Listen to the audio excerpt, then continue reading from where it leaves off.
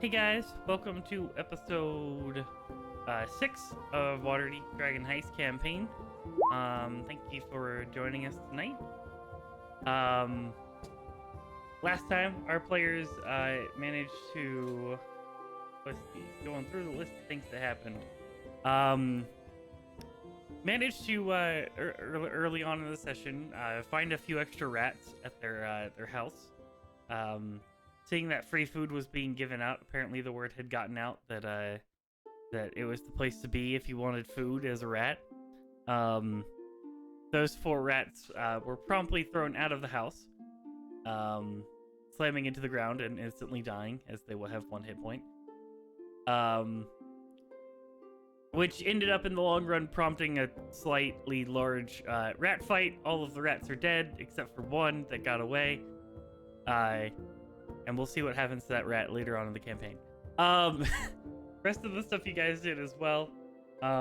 You went ahead and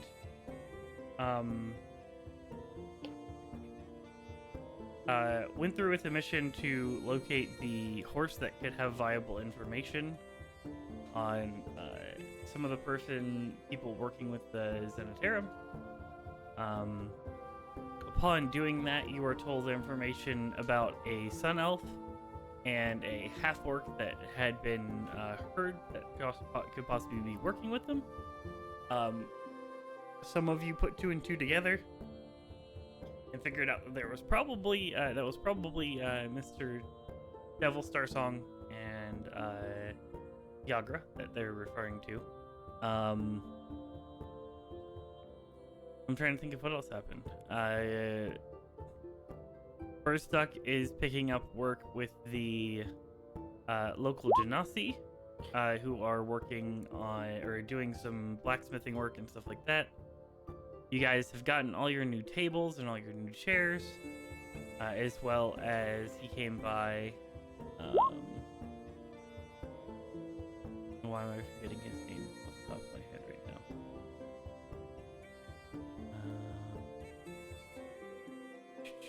now? Tally. That's right. Tally came by the carpenter and talked about redoing the floors for all of you. On all the floors and getting all of that done.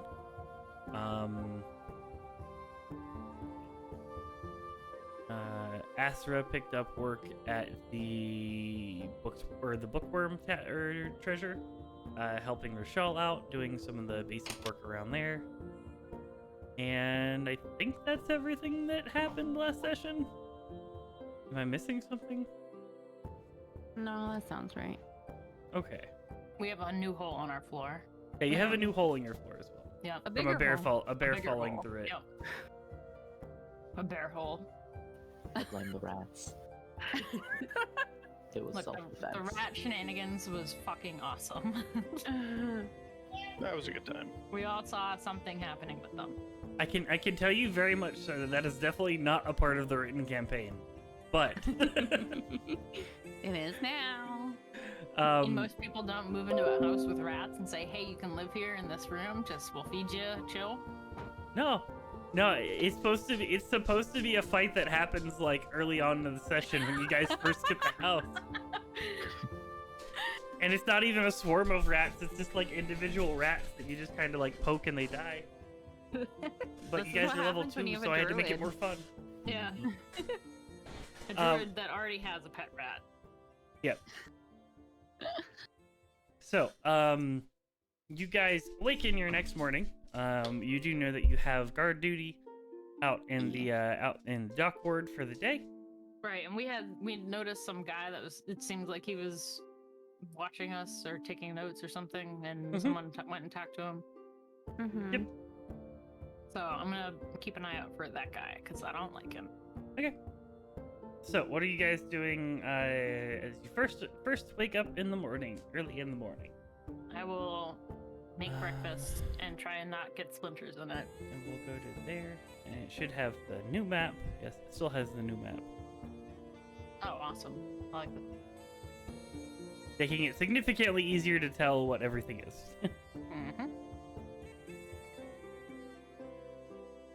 Why is my headset about to die? I really just turned it on.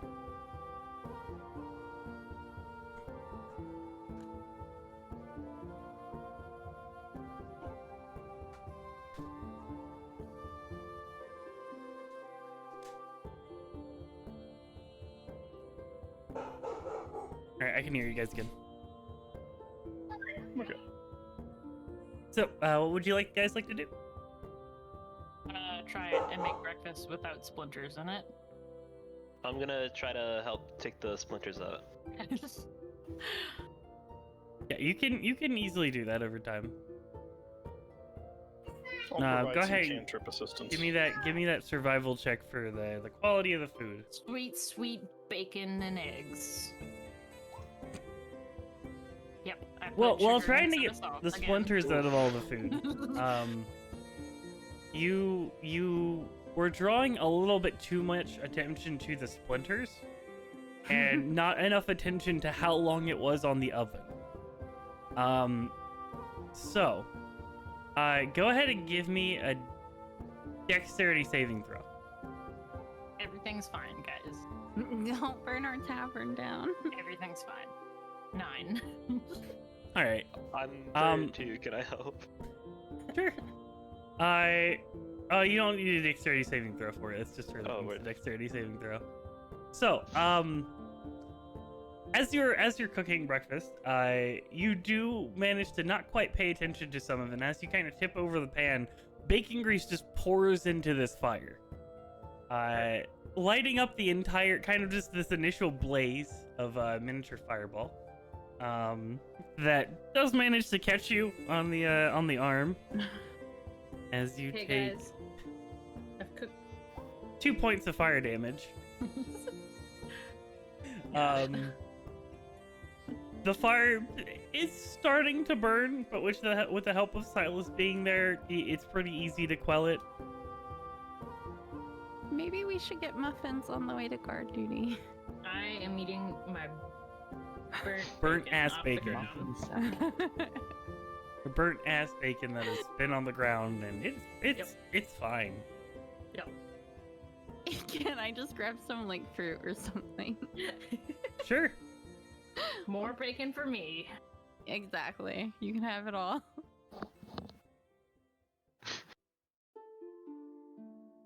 Extra crispy because there's also dirt. I mean, it's technically still nourishment. Yep. Totally fine. Seems like it's gonna be this kind of day, so I'm just gonna take a nice big swig out of my flask. Fair enough. So, you all, wake up in the morning to your smell of burnt bacon and a little bit of burnt hair as well. Don't worry, the house is not on fire anymore. A slight char mark on the floor, but it's not too bad. Look, we're getting the floors fixed anyway. It's fine. Bursnook stares at the burnt mess, brings out his holy symbol, spends about 10 minutes. You can Just to be purify the dirt off of the food and water. However, But it does it's not still there. remove the burned parts. It is I still know. very It's just, burnt. it's I said, I'm not spending a spell slot on this, but I'll spend 10 minutes to go just to be safe. I am not doing that to be not safe. Nice. So, the rest of you, as you guys awaken and get your share of food options, either waiting for food to grab something on the way, or anything like that, you guys set off in the morning early on to make your way down to the docks. Have a meeting with your friend. So, similarly as you arrive to the other mornings, they've gotten comfortable enough at knowing roughly what time you guys are gonna arrive that they do start working a little bit early. You guys find them about 2 blocks ahead of you when you arrive, with the one of them waiting behind to kind of lead you to where they are. As you hurry up and catch up with them, everyone give me perception checks.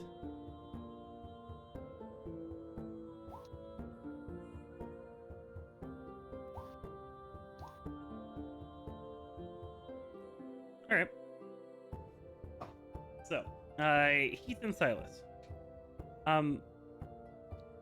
For all of you, it's a relatively calm morning.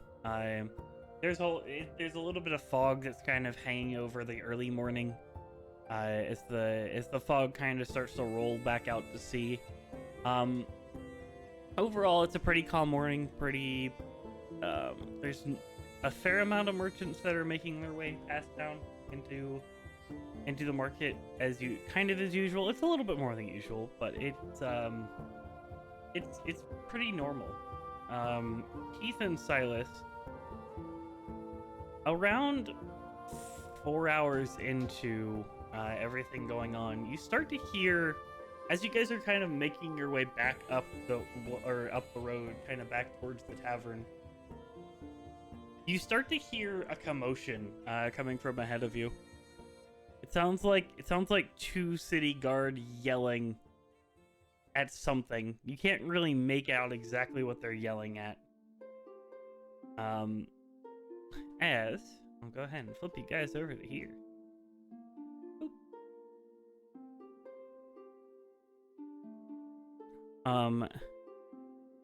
As you are waiting and kind of walking down the street with these traders, you see emerge from the alleyway up here, fairly large beast. Whoa. As you hear city guards yelling behind it, you can now make out what they're yelling. It's citizens run, there's something here, we'll get it out of here. We can go ahead and roll initiative. Let me clear initiative real quick. This kind of morning. Alright, go ahead. Yes. Let me go ahead and adjust the music as well.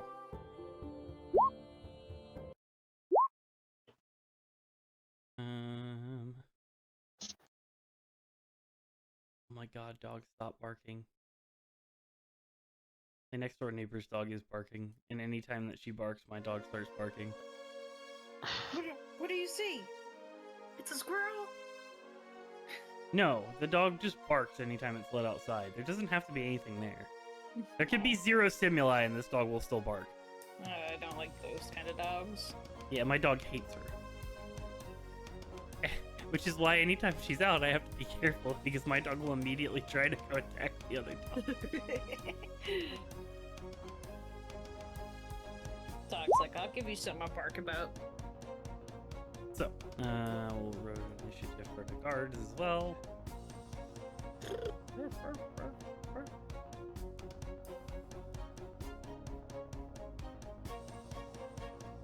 Roll an 18. Good job, guard.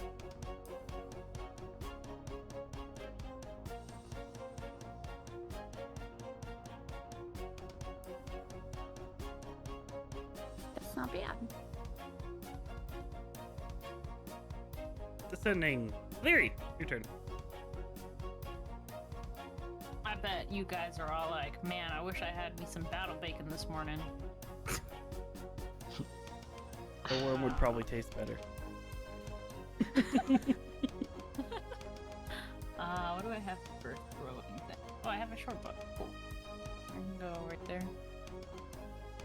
I will go right here. And I will shoot an arrow at it. Alright, so you go there, whip out your bow, fire an arrow. Yes. 18 to hit. 18 will hit. Or 8 piercing.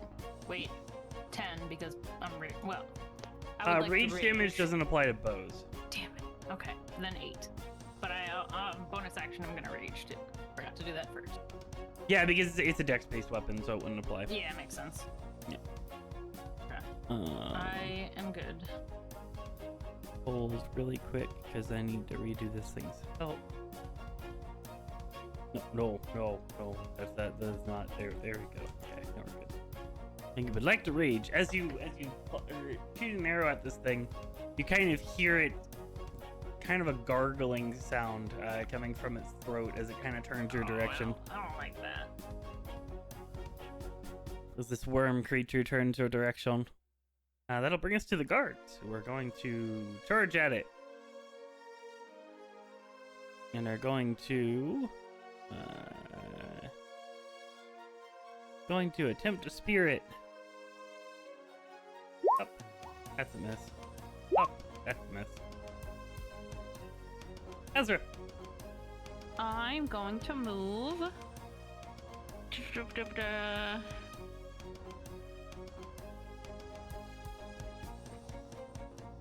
Up there as well. Bloop. And I'm gonna Eldritch Blast. All right. That No, will I'm miss. not. As you fire an Eldritch Blast off, go ahead and roll damage. As you slap one of the guards for 9 points of damage. Ooh. Better than them. It went around him to the guard. As you fire off your Eldritch Blast, it kind of like it's going like right for this thing's head. As it kind of moves its head, it lifts up and just slaps this guard in the chest as he gets thrown a little bit by it. Surprised. Because you didn't eat bacon. Anything else you want to do? Once before breakfast. No. Okay. I'm going back to bed is what I'm doing. Silent.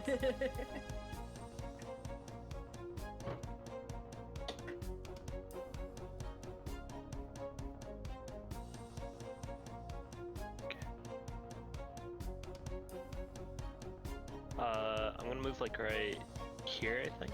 Okay. So 30. And I'm gonna whip out my longbow, All right. and I'm gonna take one shot. 22 22 will hit. for 5 damage. And could I use an action surge to take another shot? Yes, you can. Cool. Take one more shot then. 19 For will also hit. 19. 6 more. 11 total damage as 2 arrows sail into this creature. It has now noticed your group. Hi, we're here. Heath. Okay. I'm gonna move behind Azra. And I'm gonna try to wild shape into it. You're gonna try to wild shape into it. Yes. You could tell this is not a beast, so you would Oh. know it wouldn't work. The Well, then- monster. I'm gonna take out my water skin, drop a little water, and cast Ice Knife on it. All right, you can do that. As you cast out your ice knife, it sails past and kind of explodes next to the creature. Go ahead and roll the dex check.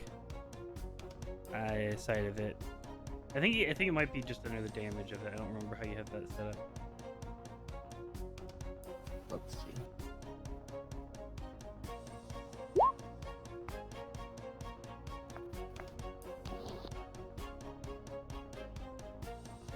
Yeah, so your DC is a 13, so it'll make a dexterity saving throw. Go ahead and roll 2d6 damage. The /R space 2d6. 10 Ooh. damage, so it takes all Not 10 bad. of that damage. As it does explode. The guards will also need to make a dex check. Alright, forgot about the guards.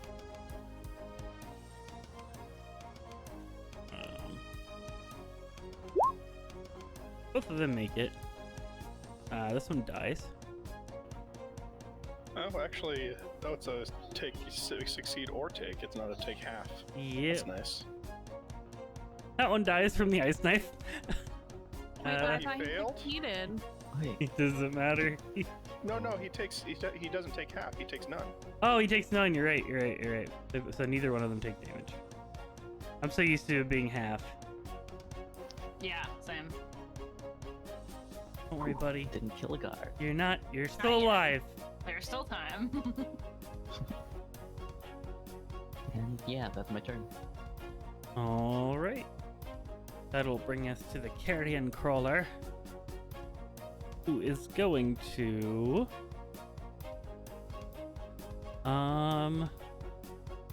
lash out at the guards initially, as it'll make an attack with its tentacles at one of the guards.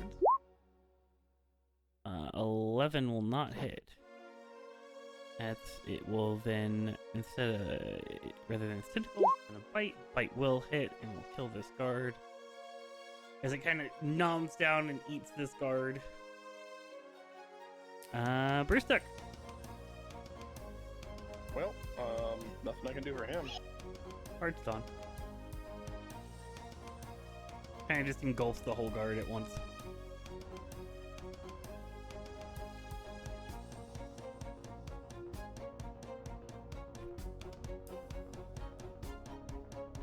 Give me just a moment.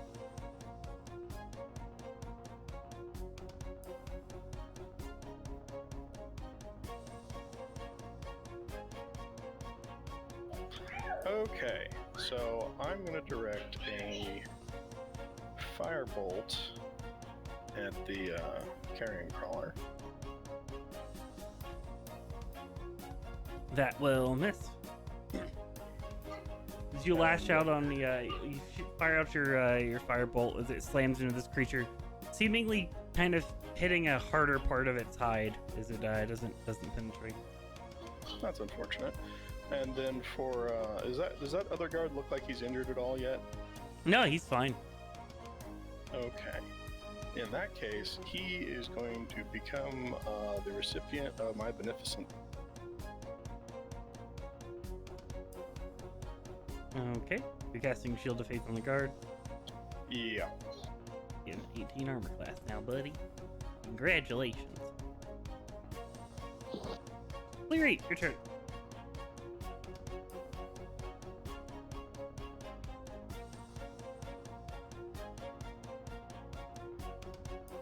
Oh, I was muted. I'm gonna close the distance, and then I think it just kind of needs some cuddles. So I'm gonna name officially my great axe Cuddles, and hit it with it. Do it.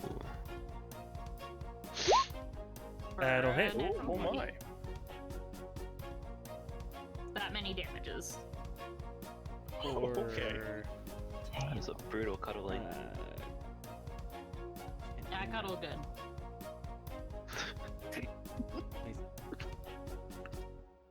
That hurts. That you're axing really deep into it. Good. Fuck that thing. And it's my turn. All right. I'll bring us to the guard's turn. Edgar, no! As he's trying to lash out at the creature. And miss. Can't roll higher than a 9. Ezra. Well, not Eldritch Blasting again, so I'm gonna move closer and whip dagger it. Do it. That will hit. 5 points of damage. Your whip dagger sails out and hits it in the hide and deals 5 points of slashing damage. You. Actually, should that be slashing or should that be piercing? I feel like it should be piercing, actually. But that's fine. Either way, it still does 5 damage. Yeah. Yeah, it should probably be piercing, actually, if you want to retroactively change that. Because I'm just thinking about it. I'm like, it doesn't slash. It kind of stabs. So. Okay. Yep. And I forgot to hex it, so I'm gonna hex it now. Okay. That I'll doesn't let- actually apply because That's it's fine. after. I'll But I let you clicked roll it the so it damage. would use the. Well, I was clicking it so it used the spell slot. I know. I'm saying, I'm like, it's fine. Retroactively, I'm fine with that. Okay. That will bring us to Silas. This creature is looking very hurt with a large gash in its side now from a great axe. Excellent. I'm gonna drop my bow to the ground and pull out my swords. Okay. Walk right up to it, and I'm gonna stab at it with my swords. 13. 13 will hit. Cool. 8 will miss. 8 damage. 8 points of piercing damage. No, I understand that. Metal, what I'm saying though is that a whip dagger should theoretically be piercing because a whip dagger is it's not a slashing implement. You don't slash with it. You throw it out and it stabs into A something and you dagger pull it back. attached to a rope. Yeah. It's more of a the whip dagger is more of a very pokey thing on a whip. So it ends up being more of a piercing damage. Even if it's supposed to be slashing, I like it as piercing. because that's what the weapon actually is. It's fine. Anyways, That's 8 points. into it. 8 points of damage. That will bring us to Heath. Thing is not happy. That crit. That crit though. That was yeah. That was like Ended half up of its rolling a HP. 12 on it, so. That was like half of its don't go remaining there. HP. Jesus. But I can't go elsewhere. Yeah, you can go through allies. Yeah, you can go to Yeah, you can go through Okay, allies. so As long I'm as gonna you go don't, as long as past you don't, you allies. just can't end on an ally's space. Mm-hmm. Can go past Silas and hit the thing with my quarterstaff, two-handed. All right, bap it. Bap will miss. You swing out and try to attempt to bap it. It slams into a tougher part of its side and doesn't penetrate. Just aim Failed to the bat. slab that I opened. That will bring us Okay. to the crawler's turn. It's It did not gonna like be getting angry. crit. Nope, not gonna No, it's not angry at me. So it's going to gonna reach out with its tentacles. Is a 13 hit? I don't think so. No, you have 15 Nope. AC. Cool. As it will attempt to tentacle you and then attempt to bite you. 16 to hit. Bite that will hits, hit. yeah. For 8 piercing. 8 reduced to piercing, 4. reduced to 4. Yeah. Oops. As it noms down onto your arm, releasing little gashes. You can definitely tell that this creature's tentacles seem to have some sort of poison in them, though, as they get close to you. Gross. Burst duck.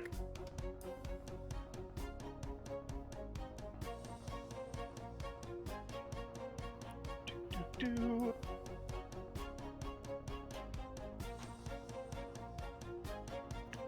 Just humming tunelessly to himself. On battle music, it's fine. It's a basic, it's a dwarven battle hymn or something. As he will attempt to slap the carrier.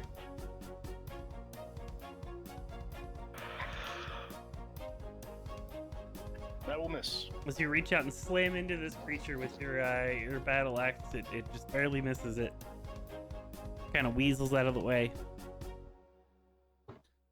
Anything else? You're having a heck of a time today.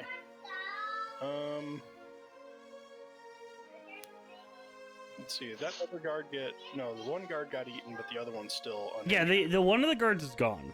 It has been fully eaten, like is in this thing's stomach. So Okay. Then I don't have anything else. all right, Leary, I would like to hit it with cuddles again. you reach out and attempt to hit it with cuddles. That will Wow. miss, as it is paying very close attention to your strikes this time. As that last one hurt, so it ducks out of the way. That's fair. I'll growl at it, and that will be my turn. You growl at it in your senseless rage, frothing out the mouth a bit. As the guard is going to attempt to avenge his friend, and he is very, very mortified at the loss of his friend, and can't quite bring himself to actually hit the creature in his raw emotions. Azra, Whip dagger. use your Oh wait, whip I'm dagger. behind Silas. I'm gonna move. I mean, you could theoretically whip through someone with the whip dagger. I don't want to hit him when I roll another one That's fair. like that. Oh my god. I'm You, going back to bed, guys. Bye. As you whip out you whip out your dagger and throw it towards the creature, moving away from your friends. It kind of clangs off of it and starts to go towards the guard, and luckily ends before it gets to the guard and comes back to you. Stop making me hit the guard. You didn't hit the guard. It bounced off and went towards the guard. Ezra has some pocket bacon if you want to change your mind. Oh.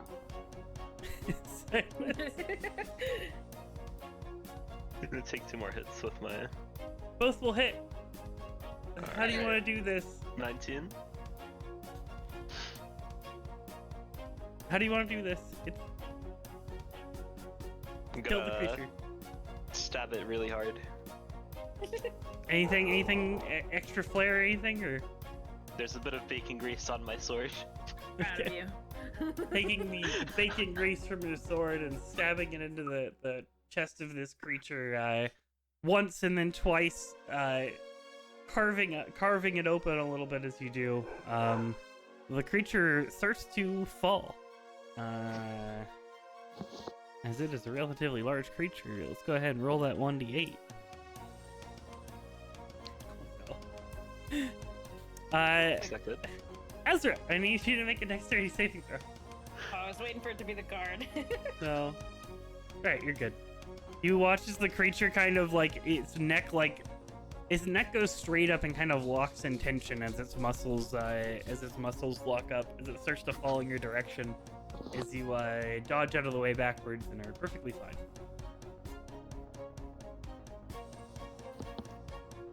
As it is dead, laying on the ground. I'm gonna stab it again for good measure. All right, you take your great axe and slash into it again, like just taking a chunk out of it. Give me a perception check as you do. 12. All right. You hear the faintest sound of metal on metal as you do. Oops. It's fine. Oh, Edgar. He was about to retire too. Well, he's not gonna be tired no more. Well, thank you for your help. Sorry about your friend. I'm sorry for your It's loss. it's all right. He's surely in a better place. No, he's in the stomach. That's not a better place. I Get him out meant of the there. afterlife. Oh, got it. My bad. Well, thank you for your help, citizens. Imperial. We don't know where this creature came from. He's just kind of out of nowhere. Is there a hole in the ground? We don't know. We were kind of just patrolling the docks, and it's like the thing maybe just came out of the water or something. It was chasing some people, and we started giving chase to it, and that's when you all found us. Well, me now, I guess. Is there anything I might have to try to figure out where it might come from? If I'd seen anything about these before. Roll a. I'm trying to think. Roll Backed up a sage, so it's history check. Yeah, I've never seen anything like that. You've heard of creatures of something similar to this, but nothing really matches up this description-wise. Can I try and see if there's like a trail? I mean, he said it's a fairly large creature. I'm sure like moving it would leave some sort of a groove. Not groove necessarily, but like a path. Sure. Give me a survival check. Try to track it. Track where it came 18. from. All right. Sure. Are you going off, leaving them to guard duty, or what's the situation? Well, I'll meet back with you guys, and I kind of grab the guards back, like follow me. Sure. You track it, and it takes you probably about 20 minutes to follow the trail of this creature, kind of tracking the tentacle markings on the ground from where it was moving around, as well as the small indentions of where it was kind of using its stomach muscles to kind of wiggle to where it got to. It does track back to, finally, after a while, it leads back to a dock. Relatively on the edge of the docks, probably 3 or 4 down from the edge. This thing apparently has kind of crawled up a ramp that leads into the ocean. Gross, but I guess it did come from the water, so I report it and do whatever you do with that information. Right, we'll do that. This is a bit inconvenient, but it is what it is. I need to make my way you back to didn't the die? creature so that way it doesn't cause any problems for people walking by or people trying to haul it off and, use Yeah. it for other means. Yep. I'm gonna go meet up with my friends. The rest of you guys, as you guys start to look around for your sweet street cleaning friends, takes you about 10 minutes to find them as they've all kind of ran off into side alleys and are hiding behind boxes. Not the bravest souls, is all they do is clean streets. But eventually you get them back working. They continue down the streets, and Illyri meets up with you a little while later. As you do arrive back at the body with the guard, there are definitely some street merchants that are looking at the creature, trying to figure out if there's anything they can quickly cut off it before the guard walks up. Hey, no, you'll get away from it. I need that as proof. No cutting into it yet. There's also a raven sitting on top of it that's been cawing really loudly at anyone that gets too close. Okay. They some of them try to wave off the bird, thinking it's just a bird that's trying to, get its fill of the creature itself. Then it says something insulting, but So, but yeah, that all transpires. You all manage to make your way, and music is immediately stopped playing. God damn it. When I get back, I'll just inform everybody that it did come out of the water. Oh, good to know. Interesting. Well. So, you guys continue on with the rest of your morning. Taking a little bit longer today, just with the cleanup and everything else of the creature. But overall, you guys finish your day and get a little chunk of extra change from a couple of the people who are there. We'll have more for you tomorrow, being as you dealt with the creature. Although we're not sure if it was directly attacking us, but we still appreciate it.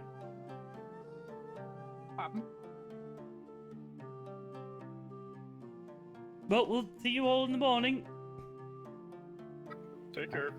See you tomorrow. And this is, what, day 6? I want to say? 10? Yeah.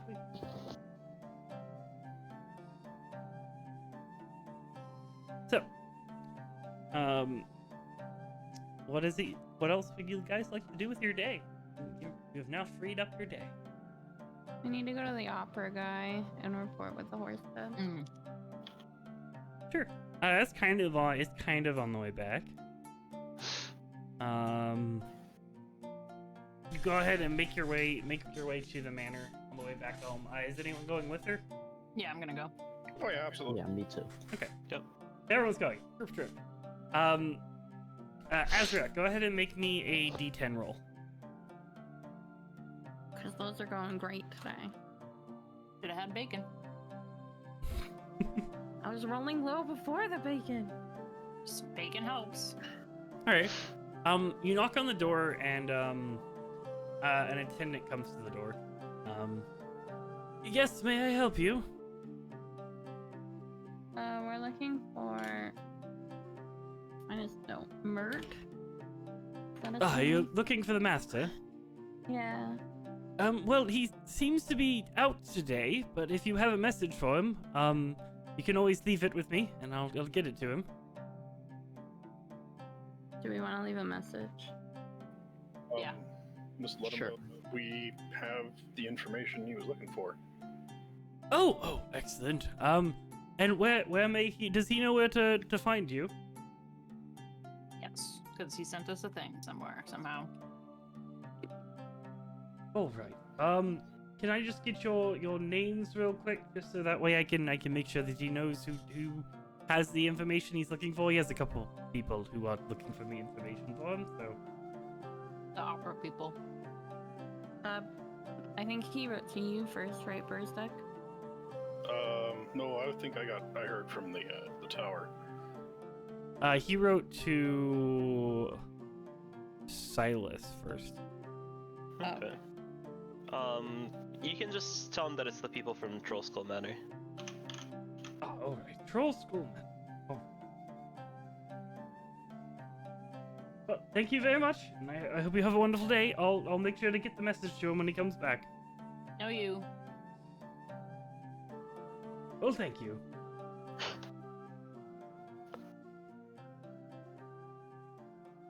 As he will, then goes ahead and writes a message down on a small piece of parchment, and then closes the door. As you guys make your way back to the tavern, or are you guys going somewhere else, or what's the situation? I don't think Do we we have anything else? I was planning on going to a pet shop if anybody wanted to come. You know, He's getting more rats. I'm No. gonna follow him. I think I have rat PTSD. I'm gonna go to the bookstore. All right. I am gonna go to the house. All right. I will So- head toward the house because I'm probably going to end up doing some extra work for the Genesai. All right. So, I got separating the party. It'll be fine. Anyways, so Yeah. group going to pet store. We have Azra who's going to go to work or help out today. Similar stuff thing with First Duck heading home, and then O'Leary. So, we'll go to the pet store situation first. So the place you arrive at isn't really a pet store as much as kind of a stall. It's a stall. You arrive at a stall in the marketplace, finding a large collection of several caged animals. Some of them in worse situations than others, health-wise, but they're all there. It's kind of a wily-ish looking gnome walks up. Well, good morning. How can I help you today? Good morning. Me and my friend here are just looking for some new companions for the day. What do you have? Well, my name is Peter, and this is Peter's Pet Place, and I have a collection of any animal that you could possibly want under the sky. Do you have any dragons? I can make something look like a dragon. But then it wouldn't be a dragon, wouldn't it? Well, to the untrained eye, it wouldn't be. Wait, no. Do you have any it would be. cats? Any cats? Cats? Oh yeah, we have cats.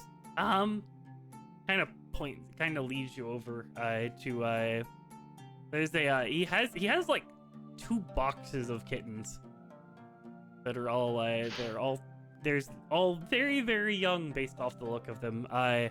Plethora of colors. Some of them again in better health conditions than others. Looking over there, he also does have kind of near the kittens, he does have a caged up cat as well that appears to be sleeping. Wow, that's a lot of cats. What do you think, Silas? Should we get like 1 or 2 or a litter? 20.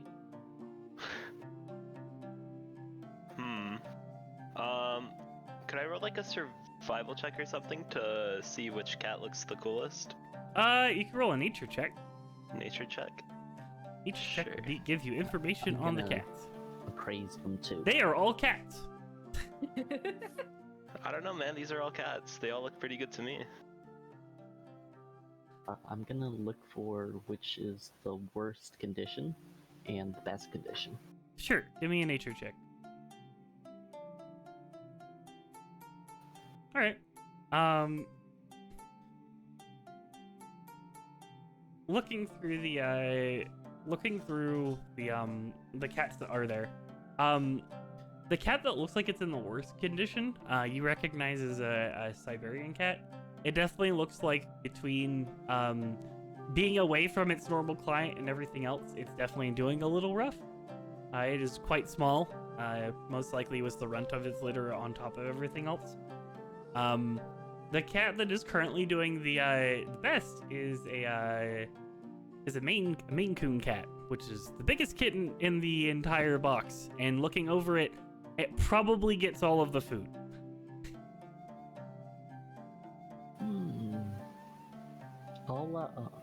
I'll take this Siberian cat and the Maine Coon. What do you think, Cooper? I mean, Silas. Yep, those are cats. All right. Let's get them. Yeah. Well, looking at the 2 kittens, one of them is again it's the runt of the litter. It's probably about, in total length at the moment, is only about 4 inches long. It's tiny. Aww. Oh, And the Maine Coon cat is a solid, like, foot-long, like, kitten. And you're looking at this thing and you're like, part of you, like, you know it's a kitten based off the size of it.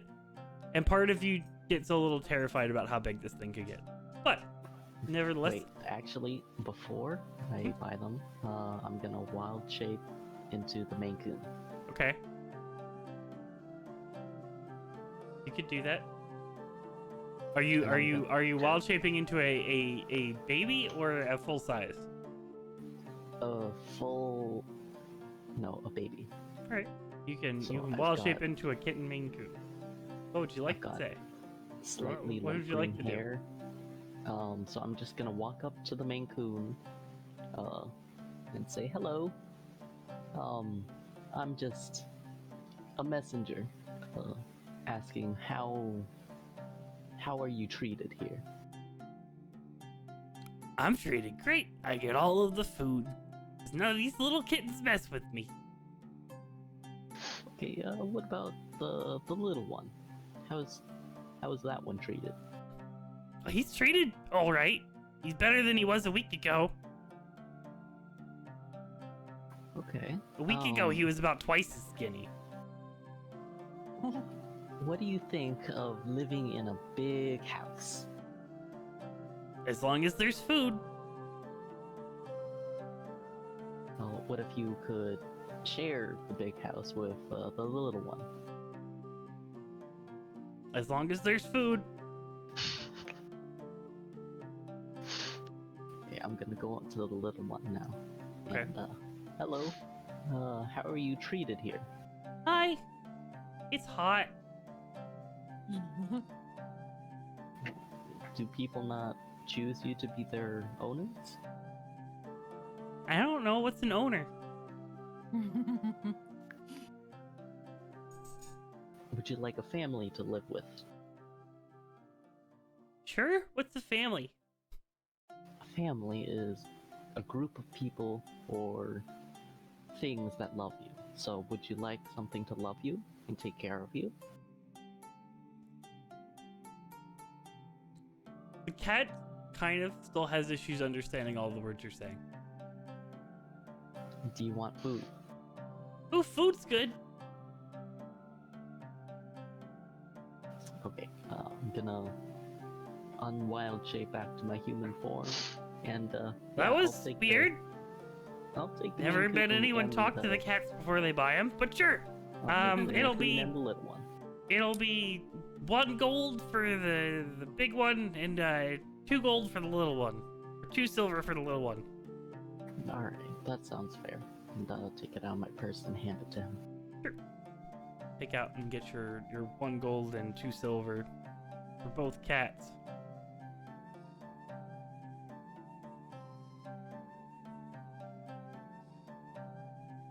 I need to see what I can do about that. Gold. Hey Silas, do you want any other pets other than cats? Nah, Or, I'm good. Okay. Alright, well, I think we should get back to the manor. Get these, kitties treated and fed. Do we have cat food? What do cats We eat? got know what? a lot I of should- dead rats. I'm not there, but I should ask him what they eat. So, sir, what do they eat? Well, I mean, you can get specifically cat food, or you can also just feed them whatever you have left on your table. Do you have any pet cat food for sale? I mean, I do. I have a bunch of kittens, so I have some. It comes in kind of small paper bags. Who's It'll your probably feed them for supplier? about. It'll probably feed them for about. I don't know. Well, with this big one, it'll probably only feed him for about like 3 days. The little one, it'll probably feed him for about a week. I don't have a supplier in town. No, I'm actually from out of town a little ways. Oh, okay. Well, I'll just be coming by periodically to buy food from you. That's Okay. no problem. It'll be 1 silver per bag. I'll buy 5 bags. Du kan do det. Get your five bags of food. I can close this. You guys are no longer in combat. Roll for initiative against the cats. So, you have your very, very large cat and your very, very small cat.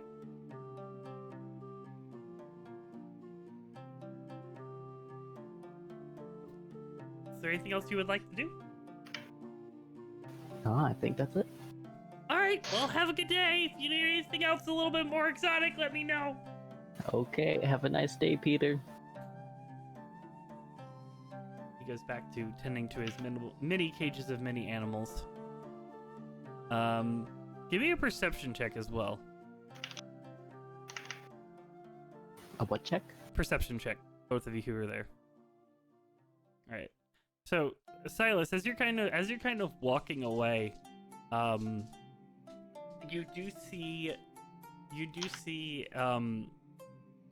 catch an eye of an arcane shimmer from one of the creatures as it kind of goes from like inside of a cage to like on top of Peter's head. It just kind of appears on top of his head. He's like, no, get back in the cage. He kind of like opens up the cage and puts it back in the cage and shuts the door in. Huh. Strange. You can roll a nature check if you want to know what it is. If you want to attempt to know what it is. Let's see. 15? Sure. You've heard of it before. It's kind of a fairly exotic pet, but they're known as blink dogs.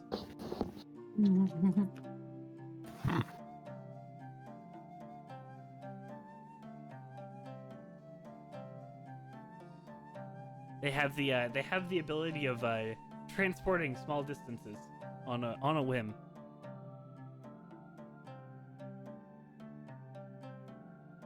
So, Pretty cool. let's go to Ezra. As you guys are making your way back to Troll Skull Alley. Ezra, you make your way into the bookstore for the day. Yeah. Pull up information on that real quick. Rizal is currently, as you make your way in, you do kind of find him as it's already around noontime. He's kind of like sitting in a chair behind the actual counter and like partially asleep, just kind of half sleeping there in his chair.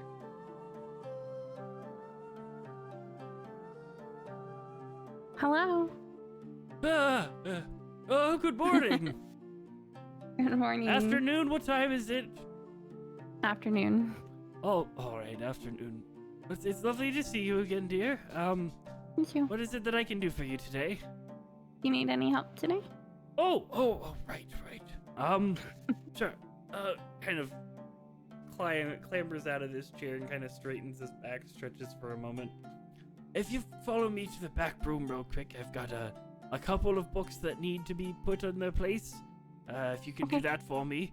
As well as I don't know if you're available to possibly work on one of the spell scrolls for the day. Yeah, I am. All right. Which spells are you accustomed with as well? I think we talked about doing shield, but I have some other of that nature. Shield will be fine. Shield is Okay. excellent. That'll save me something else I can do for the day. He makes his way back. He has a stack of about 20 or so books. All right. So the way that I have these labeled out is roughly by the category that I have on them. If you'll notice, there's a little kind of colored piece of paper that I have on each one. You can just match that and put it anywhere in that category. Organization is not entirely my strong suit, so at least I try to get it by category. I get so many books through here that it's impossible to keep them in any sort of alphabetical order or historical accuracy order or even area order, so I just try to do the best I can. So let me get you a spell scroll and we'll just take care of that first. He lays out a spell scroll. He does some arcane writing on it that you're not entirely familiar with. as you don't have arcane nature, but you can read it, correct? Yeah. Because you have your eyes. Eyes of the Runekeeper. You read it as a spell scroll of shield. He just kind of writes it on. It has no arcane significance. It doesn't seem like, but it. Okay. You definitely don't recognize the writing, and then kind of activate your eyes and can read it. So all I need you to do is just basically you'll focus on the spell, and cast the spell into the paper. And as long as you do that, it takes about 15 minutes. It'll take a little bit normal than casting the spell, as you need to focus on it. And then after that, you can go ahead and go through the books. And that's about all I have for you today. It'll be a relatively short day. Okay. So, you spend your 15 minutes and cast the spell into the paper. Go ahead and give me a Arcana check as well.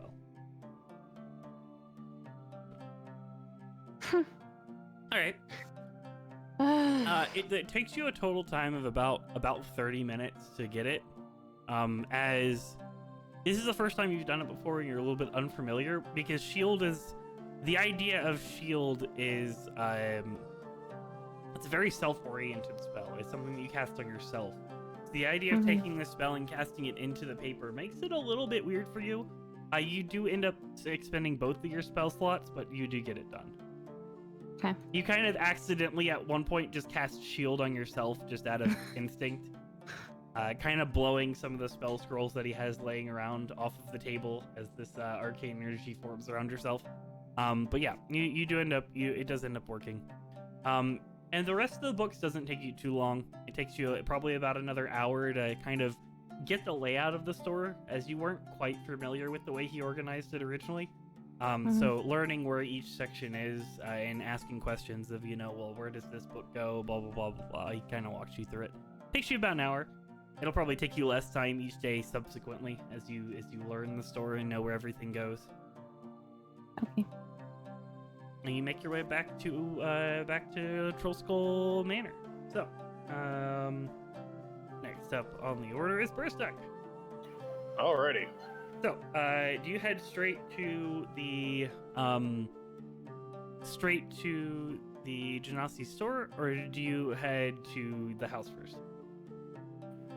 I mean, I might drop off any extra stuff I probably won't need with me at the tavern before I go over to the Ganassi. Alright, you can do that. So you head back to the store. Upon walking into the store, you do see the familiar vistas of Emmerich and Evie working on everything. As you walk in, go ahead and make me a dexterity saving throw. Oh boy, I'm good at those.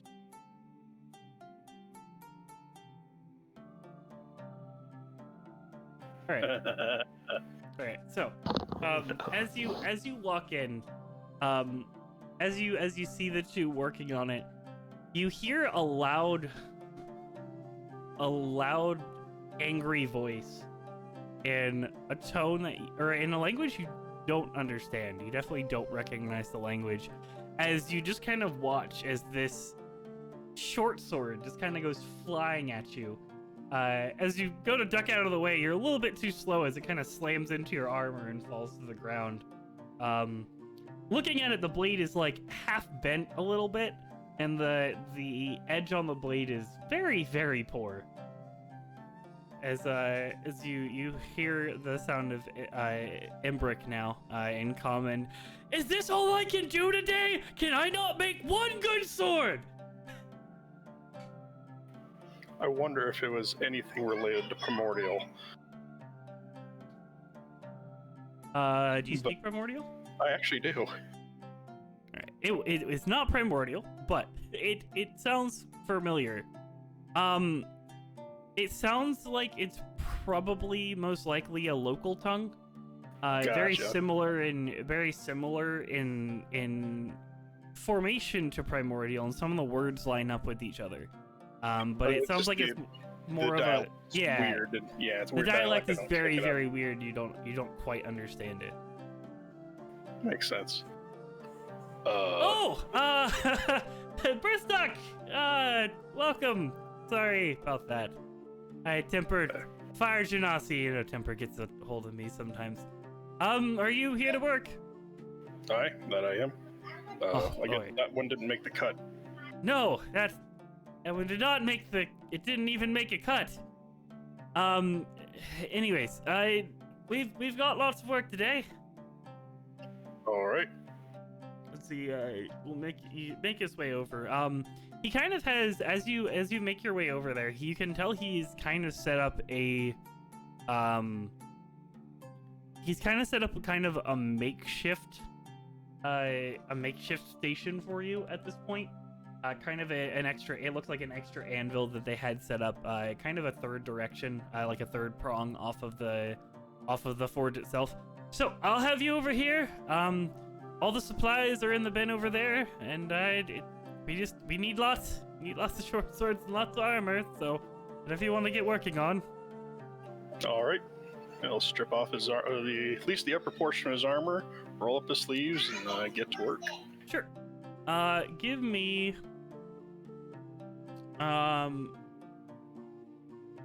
2 rolls. So just 2 rolls with your kit. Am I using what? Intelligence? Yes. I was gonna say you can use intelligence or strength. It is up to you. All right. So, the first couple sets of swords, they're fine. They're not horrible quality. They'll definitely function. And you even think you could probably repair the edges a little bit of them later on. But overall, you get about 10 swords out of decent quality. The second set of swords, you get about another 10 swords out, all at a significantly finer quality. There's a lot. You get the first batch kind of sets you into the way that this forge works. And between the balances of, you've never worked with a forge that was balanced by natural magic before. So it is a little bit odd, as most of the forges that you've worked with have always been balanced by, adding coal to the fire, or adding wood to the fire, or adding an element to the fire. But this forge in itself is actually managed by both Emmerich and Avi, kind of using their natural talents of water manipulation and fire manipulation to keep the forge going.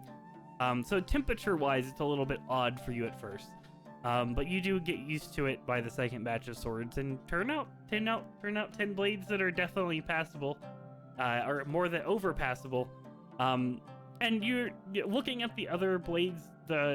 Most of the craftsmanship on it is good. It's just primarily the blade that just needs to be redone a little bit, just to get a little bit sharper blade on each side. No, probably when I was looking at it. Now that first batch might need another go over. If you want, I can try to do that later. Or It's fine. I can work on it. The rest of the sword is fine. It's been an off day for me as well, so I don't blame you. As you kind of look over at his station, he has he's made a lot of really, really nice swords, but there's a couple swords that have come out where you can tell that the sword is very brittle. The blade itself in one portion is just completely cracked from being hammered down. So you get the feeling that, he has his off days as well. Well, for the work, how much did we say we'd pay you? I apologize. I honestly don't remember. I know they paid me for my first batch of work, but I think I don't think that ever got discussed directly. I think they're just for effort done. I remember roughly what it was. I think it was a fourth of what each sword cost.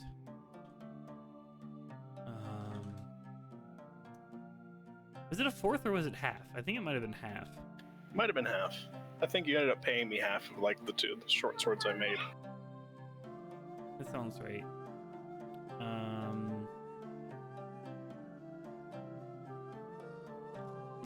real quick. Oh, he was paying you half last time because you were using some of your material for it. I remember. Oh, okay. And then this time he's paying you a quarter per sword because you're using their material and their forge and everything, if I remember correctly. Okay. So he pays you for the 20 swords. You still get 25 gold worth for the day. Nice. Between the swords that are partially done and the swords that are better than partially done, he kind of compensates and meets in the middle and pays you the full amount for all of them. Anything else? No, well, I mean, one of the things I'm wanting to do is I need to save up for some plate mail for myself, but that's a long project. Well, if you know how to make it, or if you want to, what we can do is we can cut you a deal and I can make you a set. Based off your measurements, we can maybe prorate it for some of the swords. Okay, seems fair. Just let me know whichever works better for you. We'll have no shortage of work in the next 2 weeks with our contract that we have with the guard in the city and everything else. We'll be charting out weapons for them for the next probably month, apart from our regular business. Well, as long as I mean, I'll be in here as long as like other adventuring duties don't get in the way. That's fine. Whenever you can show up helps a little bit. So we appreciate it. Yeah, we appreciate it. Oh, take care of the both of you. Well, I'm gonna do back to my studies. Have a good day. Hi, same to you. As you make your way off. Leary. So after you arrive home and get everything kind of start getting everything settled, finish cleaning up everything in the kitchen a little bit. You hear a knock at the front door. Hold on, and I'll waddle over to the door and open it. As you open the front door, you do find the tallish figure of Tally the carpenter standing at the front door. We helped you with the floor. Yes. What do you mean you helped me with the floor? We made I was a just coming to bigger look hole. at it. Oh, you've made another hole. Well, I guess that's a little bit less tearing down work to do. Yep. What we're here for. Appreciate it. I was coming here to get measurements today. Yeah, no problem. As he 11. He kind of pulls or walks in the front door with a 10-foot long stick. And I'll just be walking around a little bit. Let me know if you need any help. I can help you out. All right. Is the top floors unlocked? Maybe. All right. It would be no problem to make your way up there as he's working on stuff. Yeah. And unlock it. As he takes about 2 hours to measure the entire house, as it's a lot of measuring. Yeah. It's a lot of weird between each room, too. as it is a 4-floor house, and getting actually 5 floor if you include the basement, and getting the measurements for all the rooms and everything, right?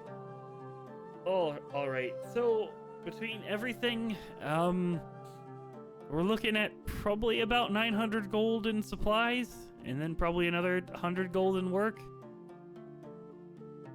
Do I know? I don't remember how much we have in our house funds. And we can obviously pay that over time as well. 2 hours or no? What was that? I returned by the end of 2 hours or no? Yeah, I'd say all of you guys are there by the end of the 2 hours. We have enough to cover that. Okay. So I don't remember. If not, again, it can be paid over time. It's gonna take me about a week to get everything done. Is there any area you'd specifically want me to start in? The tavern first, and then start working my way up? You can just start, bottom to top. It's fine. Well, the basement won't need too much. It'll just need mainly the support beams. I'm gonna show him where I'm gonna have somebody come and look for a well. Okay. Just so that maybe might not need a floor. Don't know yet. Well, so there isn't a floor in the basement. The floor is stone, but he is putting up because he's doing a new floor. He's also putting up like new supports and new walls and stuff like that to help you guys Okay. out down there. Yeah, I'll just let him know so he doesn't like put a support beam where it Yep, may yep. be. Yep, you can do that. You can easily do that. As he I'll go out and buy the supplies. I'll probably store them out back in the alley between the manor and the next door, if that's all Sure. right. Yeah. It's gonna be a lot of supplies, so it'll probably take me the rest of the day to gather the supplies, and then I'll start working on everything tomorrow. All right. Do you want any up front?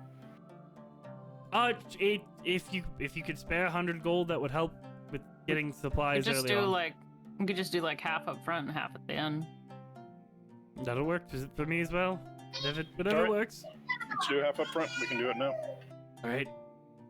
He will he'll take the half from you and tries to pocket most of it, but it's a fairly large satchel as he kind of ends up. I'm gonna follow him back to his place because I don't want the poor dude to get robbed. Yeah. He doesn't have very far to go. Yeah, that's why it's like it's not hard for me to walk him back either. Yeah, so just as a clarifying, like from your back door out the kitchen to his place is maybe like a 2-minute walk. Like he's literally pretty much your next door neighbor. Good. So yeah, you guys run into no issues as he gets his cart and sets off southward, heading towards most likely the market, or possibly maybe one of the smaller cities right outside of town. Yep. Yeah. So I think the people that were gonna look at the well are coming the next day, right? Yes. Okay. And then I'll probably just read more of my stupid, because everyone in this house reads. Leary attempting to appreciate reading. Yeah. The whole time I'm reading, I'm not really remembering much.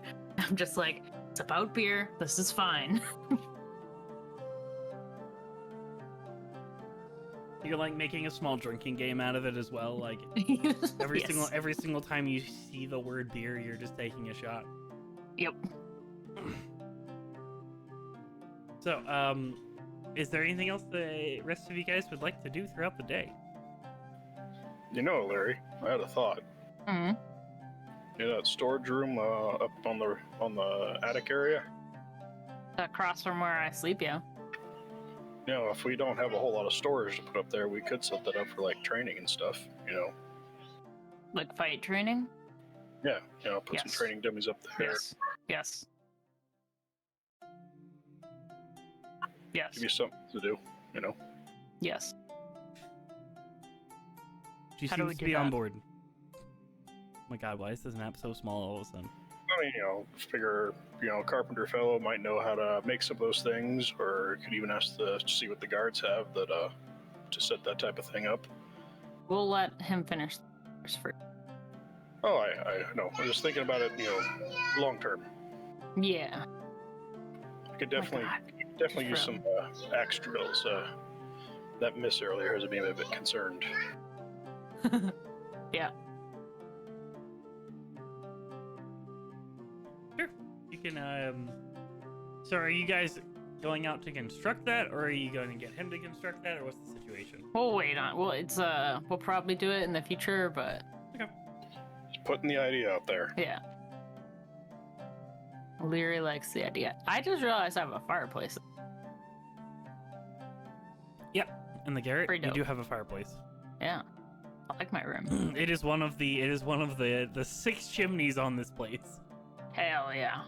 This I think place that's is an right. abundance 1, of 2, chimneys. 3, Yeah, we 4, gotta fix all the 5. rat It's holes. 5 chimneys. Sorry. Oh god, yeah. Wait, no, it is 6. What did we There's say 2 we on were this doing floor. about the 1, rat 2, holes? 3, 4, 5, 6. Yeah, 6. That is up to you. I don't remember. I thought You I remember? think no, I mean I think what I was something along the lines that you could go into like a little rat and then go through all of them, and then we could show them to the carpenter guy as he's doing it and be like, fix this please, Right. and tie a string to your tail. See where you come out. Speaking of tails, I'm gonna take up the Maine Coon and Siberian cat. We got new cats. Oh. He walks in with one fairly what looks like a kitten in age, but does not look like a kitten in size, and the other is like palm size. It's an itty bitty little thing, completely Oh, white. little kitty.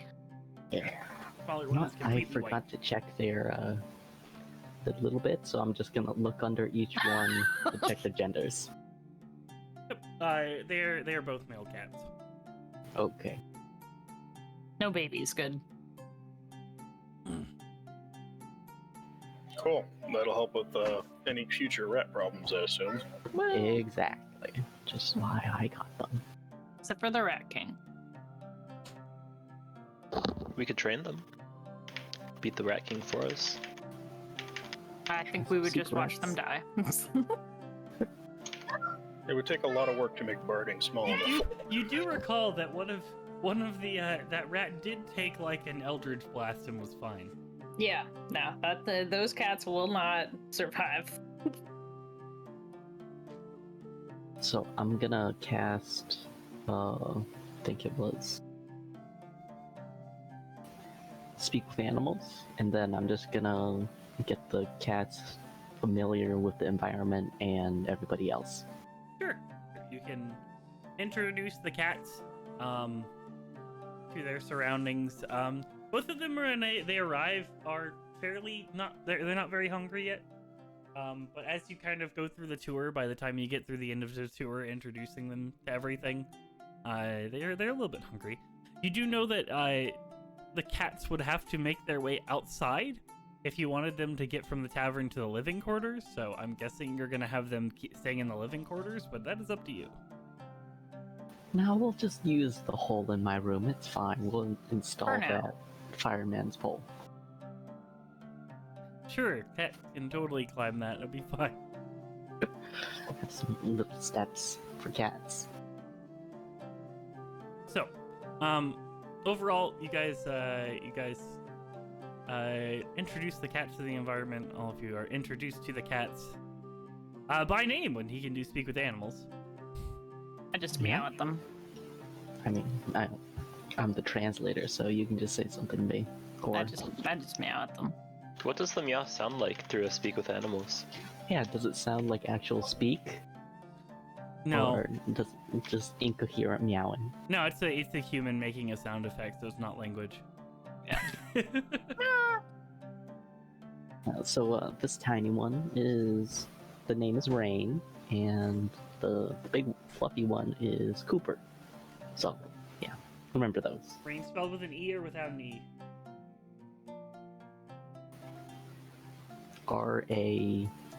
Rayne, to be edgy. Rain and thunder, got it.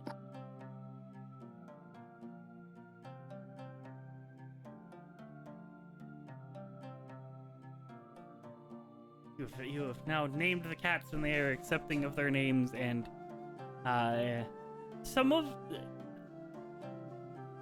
I'm trying to think. Cooper takes pretty well for the environment. Actually, I forgot to ask which one is which. I didn't ask that. The Maine Coon is Cooper, and the Siberian is Rain. All right. So Cooper acclimates pretty well to the environment. Kind of seemingly making his way at home. Kind of exploring the forest. The moment that Rain is released to do whatever it wants to, he just kind of goes and finds a bed to hide under for a little bit. Poor Rain.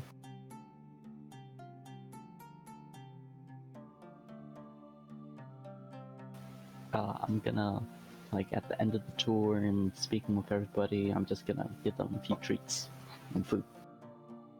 Sure, you can do that. You should set up an area for them to have food and water in that's like normal, and then you should also have them bathroom in a specific spot. Yeah, I'm gonna set it up in the den or something. You can set it up in the rat room. hasn't been cleaned yet. It It still hasn't have a floor. doesn't have, yeah. It'll be fine. It's a 10-foot cap. Cats can jump that. We'll have a cat pancake for the morning. Actually, to be fair, a 10-foot fall for a cat actually wouldn't be that bad, danger-wise. It'd Maybe be just fine. for now, put it in the upstairs, the attic storage. What?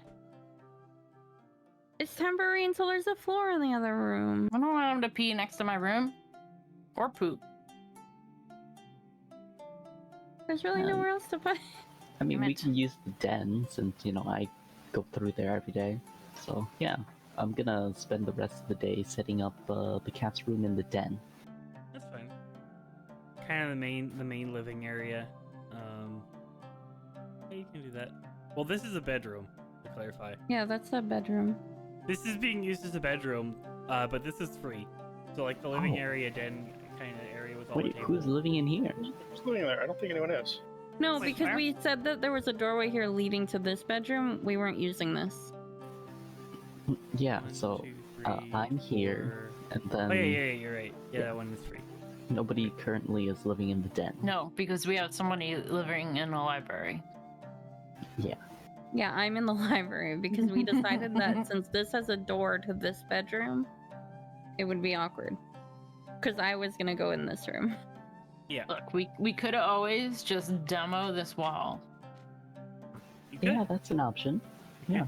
you could demo the wall and put a door in if you wanted to. And But then have this this hallway would tiny have- hallway. This hallway would have seemingly no purpose because its only purpose is it connects We could- outwards. We could get rid of.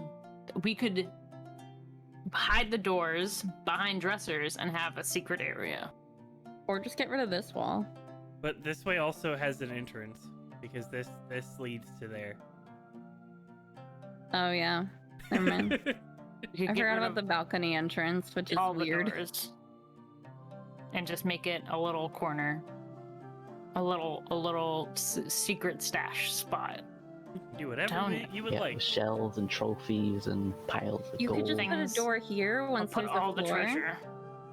You could just put a door here once the floor is fixed, so that way you have easier access to the cat stuff. That's what I mean. Yeah, we'll put a door here, and then put a cupboard in front of both of these, and then we'll get rid of this door and have them finish it like the outside of the house, and then There's we'll an have. entrance here. Yeah, these stairs lead up to the second floor. Yeah, but they can just go in this room, right? Yeah, theoretically. Yeah, we get rid of this That's my door. room, though. If we end It's up not your doing room. Oh, that was the whole point of this talk. No, We it's can fine. also- You can just live in the Okay, the library. so- The library, other than having bookshelves everywhere, has nothing in it. we could. Well, neither does the rooms really currently. No, they'll have We beds. could get rid of the stairs, and then your room could just have a porch. Could do that. Well, I mean, it's Zero also a problem. convenient way to get up with both of those rooms. Mm-hmm. It would be also convenient. Well, I mean, it'd be more convenient too, just having a door there, 'cause through there, and then bam, and then the How stairs go about- up to the next area. How about we have like a door here to connect this to there so I don't have to go into the den. The den could be used as a living space and then everybody's connected. And we don't have to go into each other's rooms. Well, that would be the same as putting a door here. I guess, but I mean, it provides. We could always just put a door here and just not have a cool stash spot. It's fine. I feel like you guys are overcomplicating this so much. Yes. Yeah, I'm just confused at this 100%. point. The problems of interior design. We should just make a door. Okay, sounds good. And Let's it have a would- door there. Well, no, it goes nowhere. It's just a door. Oh my god, I want to do that. I'm gonna have him make a door and put it at the end of the hallway, and it goes nowhere. It just opens out into Just- the Nope, alleyway. doesn't even. It just opens to the wall behind it for no reason. I'm commissioning a door. Yep. A wall door. Bursduk may think that's weird. I am in favor of this plan. Old theory's weird, so it's fine. It's just a door to a wall until someone gets moved stone. Look, if Probably. anyone ever robs this house, they're gonna get to this door and they're gonna be like, there's something magical about it, and it's just gonna be a wall and a door. And I will feel better about being robbed because I'll know that somebody looked at it and they'll be like,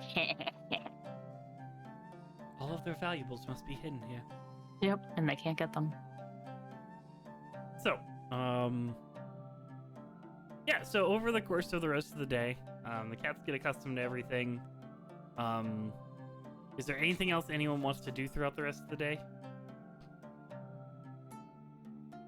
I mean, nothing notable besides like doing just routine stuff like studying my history books or practicing spells, etc. You guys can get all of your daily practice in and reading and anything else you want to do. Can I attempt to make a chair out of the ruined floor pieces? Sure. It would be a D20 plus your intelligence. Because I don't think you have a toolkit for it. Nope. My intelligence is 0, so that's a d20. 11. Sure. You attempt to follow the design of the chair that the carpenters made that are all very, very nice. With ruined floor pieces, with no symmetry at all to the way they're broken. You make what looks and function like a chair. I'm putting it in my room. And you guys will hear a thud at some point. You can sit in it. It is at roughly about a 10-degree angle from right to left, as the legs are not equal. So you kind of have to like hold on to the back of it to make sure you don't fall out of it at all times, but it works. Cool. I'm gonna carry it up into my room. Sure, you can do that. You can add 10-degree slanting chair to your room. Sweet. Eventually, you'll probably take one of your books and use it as a shim to hold it up. It's inevitable, really. I'm probably gonna cut the book in half and just use one. See, I would say your character would be smart enough to realize like all they would have to do is chop the other leg to be equal, but no. Nope. That's why I said book is a shim. That's actually what's going to be. Yep. Could easily just take a saw and just cut it at equal length so it would be not slanted, but no. Nope. So, over the rest of the day, you guys do watch as Tally ends up taking the rest of the day and starts piling up wood behind your house in very, very, very large quantities. Most of it of what looks like familiar make as well. He's trying to get all of the same wood for the entire floor so that way it matches. Or at least cool. if he has different colored wood, it looks like it's enough for 1 or 2 rooms kind of situation. Rooms, yeah. So at least each room has the exact same, all of the same flooring. So, if there's nothing else you guys want to do, you guys can go ahead and head to sleep for the day. Get Yes. no more visitors. What's that? Probably also make sure, like it's getting toward the end of the day, I'll make sure that I hit Ilaria with a bit of a heal for the bite. Yeah. Oh, it takes. You can do that. No infection. All of the infections. I'm gonna be that DM and just add infections to the way I roll D&D. Make a con save against infection. You are now infected. Heck. This will plague you for the rest of the campaign, and you can lose your arm if you don't treat it properly. Don't get it yet. Before I go to Minimum bed, healing crew. I'm gonna put my book on my chair. Sure. On the where it's slanted, and I want to see if it falls. Give me a d20. Oops. No, it kind of starts to slide and then kind of grips like halfway down the Perfect. trail for the chair. It's a chair and it's a table.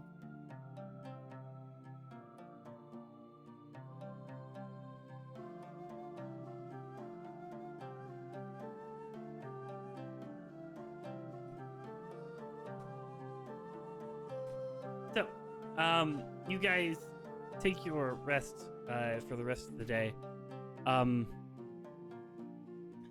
As you have a peaceful night's sleep, and all of you get a long rest. And all your spell slots back, and all of that fun stuff. Sweet, I get my spell slots back? Dope. All your spell slots back. Hey, 0 spell slots is still all of them back. Yep. So, as you guys wake up early,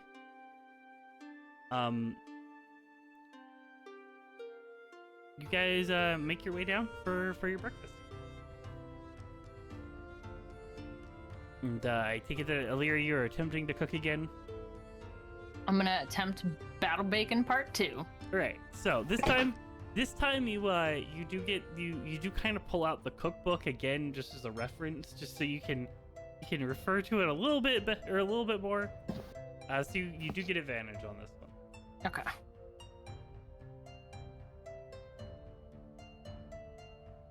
All right. Nice. So you following the cookbook makes it a little bit better timing wise. You don't get as zoned out by trying to pluck everything from it. So you do cook it. It is of not perfect quality, but it's a little burned as opposed to black pieces of char. And no dirt. Yes, does not fall on the floor.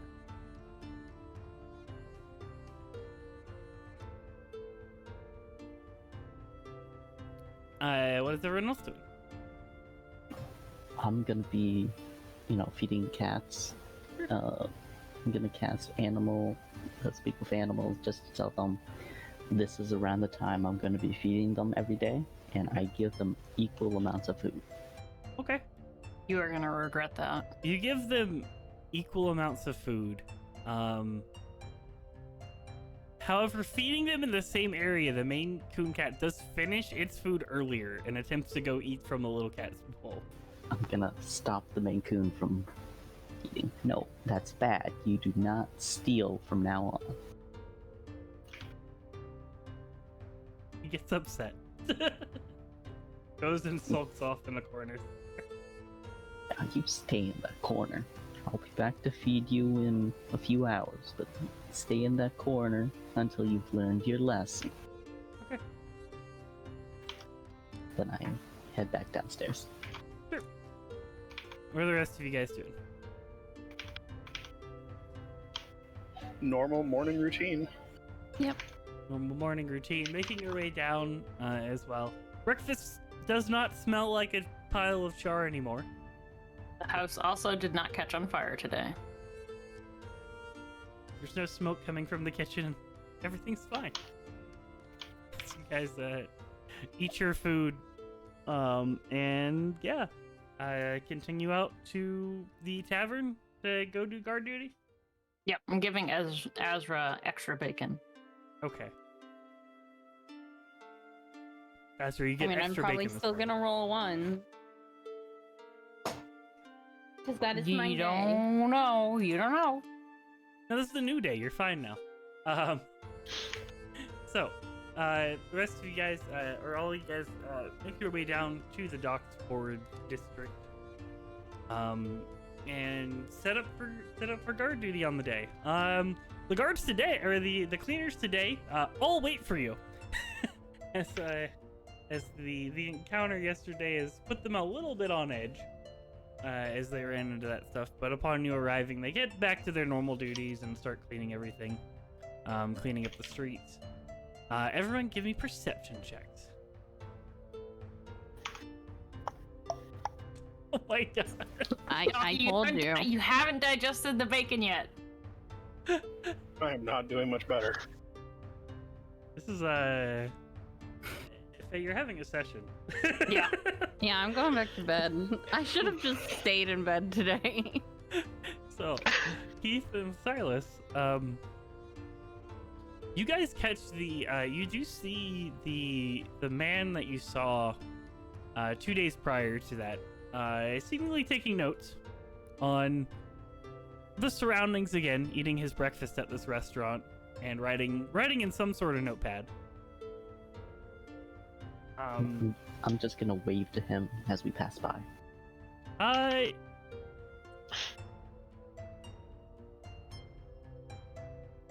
Heck. He notices your wave. Kind of gives you a head nod. Doesn't really fully address you. Wait, how does the bird and burst duck work? Can you see He can through use the the bird? raven's image or Raven's eyes if he wants to, I believe, right? It's a familiar, right? Yeah, it's a familiar. Yeah, then yeah, he can technically use its eyes if he wants to. That is up to him. I'm gonna poke him. Be like, get the bird to go behind the guy and read his book. Okay. Okay, well, try to be sneaky. Your bird attempts to be sneaky.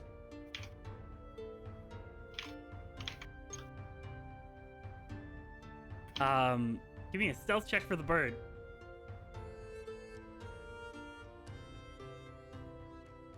Nailed it. Oh no.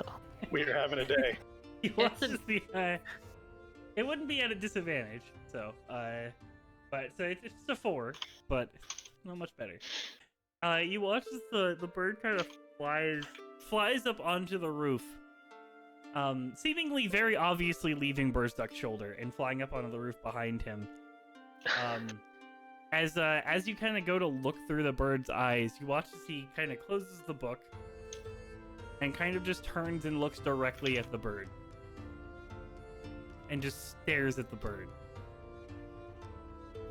Before, from the raven's eyes, you watch a bit of arcane energy form from his eyes as he speaks an incantation, and the bird goes blind.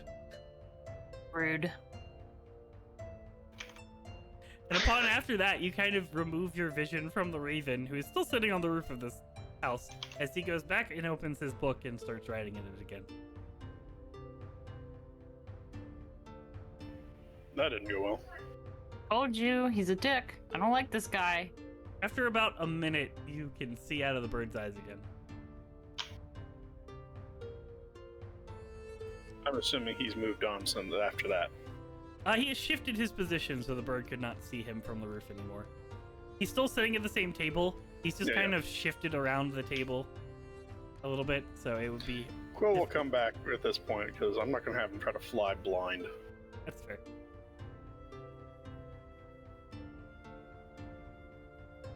Kind of flies back and lands on your shoulder again as you continue your work. Or the workers continue their work, I should say, and you watch them continue their work. Because about you guys hit noon, and the work is seemingly done for the day. All right. Well, we said we'd pay you a little bit of extra, so here's the gold for the day, and here's an extra 100 gold as well for yesterday. He's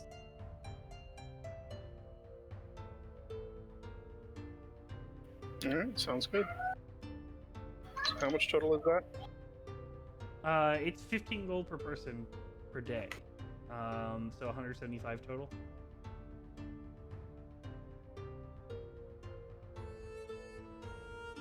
With the extra 100 gold tacked on. Alright. Did we get paid for yesterday? Yes, you did. So you did get 75 gold for yesterday as well. So if you want to add everything up, it's 250 gold. Do we want to put the 250 toward the general fund, or are we getting that paid in our own pockets? yeah, that's fine. Apologies, I have gunshots going off outside my house. Oh jeez. Oh boy. I live in a redneck country. It's normal. Ah. It's probably actually fireworks. It's just close enough. It sounds like gunshots. We can do this in general fund. Yeah, could go to the house fund. I'm gonna talk to everybody on our way. Well, kind of while we're going around, probably about my door plan upstairs. Your door plan is perfect. Do it. It's Okay. worth the investment. Sounds weird, but, whatever. Because it He doesn't Okay. hurt anything. That He sounds doesn't like a live on your yes. floor. No one lives on my floor. It's my floor. Come here, Zelda. You're okay. I'm gonna talk to the carpenter guy when we see him about how much it is to get a door there. All right. Yeah, he arrives pretty. He arrives actually before We you leave. all. Yeah. You all. No, he arrives before you all get home. As Oh, okay. he was still carting over supplies for much of the morning. But he's kind of waiting there around probably. He's waiting there by the time you guys get back. I don't know if everyone's going home right away, but I know I am. I'm going home. Going to the bookstore again. All right. You can do that. Oh, quick thing. Just letting y'all know, we after spending the 500 up front for fixing the floors, and then the 250 paid back into it, we were at 900 gold for general funds.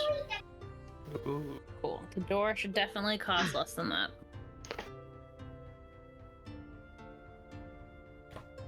So, let me write that down as well, so I know that as a DM. How much do we have for general funds? 900. 900 total. Okay. So, you all, everyone who makes their way back home, you guys can make your way home. Ezra, arriving at the bookstore for the day. And you find him awake today, seemingly reading a book as you arrive in. Well, good afternoon. How is everything going? Good. How about you? It's been a fine morning for me. Thank you. Same thing as yesterday. There's a pile of books. They've all been color-coded already. All right. As well as the spell scroll. That will take another, at least 4 days before that will be ready. Okay. And then once that's ready, then we can go ahead and put it up for sale, and I'll give you your cut of it. Alright. So, go ahead and give me your Arcana check for the day.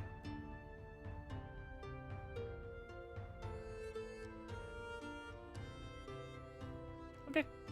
Damn it. It goes better today. You only spend one of your spell slots to get it done. The rest of the stuff takes you about an hour. It's about 15 books today to go through. And it takes you a little bit longer, just because Rochelle has you doing a couple of little tasks as well, like sweeping floors and a couple of other things. Mm-hmm. Before he pays you the it's 5 gold per day, right? That's what he said, or was it 15? Did I said? I don't remember now. Let me double check. Okay. I'm sure I probably wrote it down somewhere. 2 gold per day of work, and then Right, 20 right. gold And then per half- enchanted scroll. Yeah, no, it was half the cost of the enchanted scroll per. So yeah, which would be that would be 25 gold per scroll once it's done. Or at least for level 1 spells. Yeah, it's just level 1. Yep. It'll go up when you get level 2 spells. So you make your way through. So that takes you to about between travel time, that takes you to about 2 p.m. to be done there. What are the rest of you guys doing during that time? Are you guys all just heading straight home? I mean, I'll probably do the same working for the Ganassi. Sure, you can do that. Make your way over to their place. Go ahead and we'll fast track that a little bit and just give me 2 rolls. On the Smith tools with intelligence.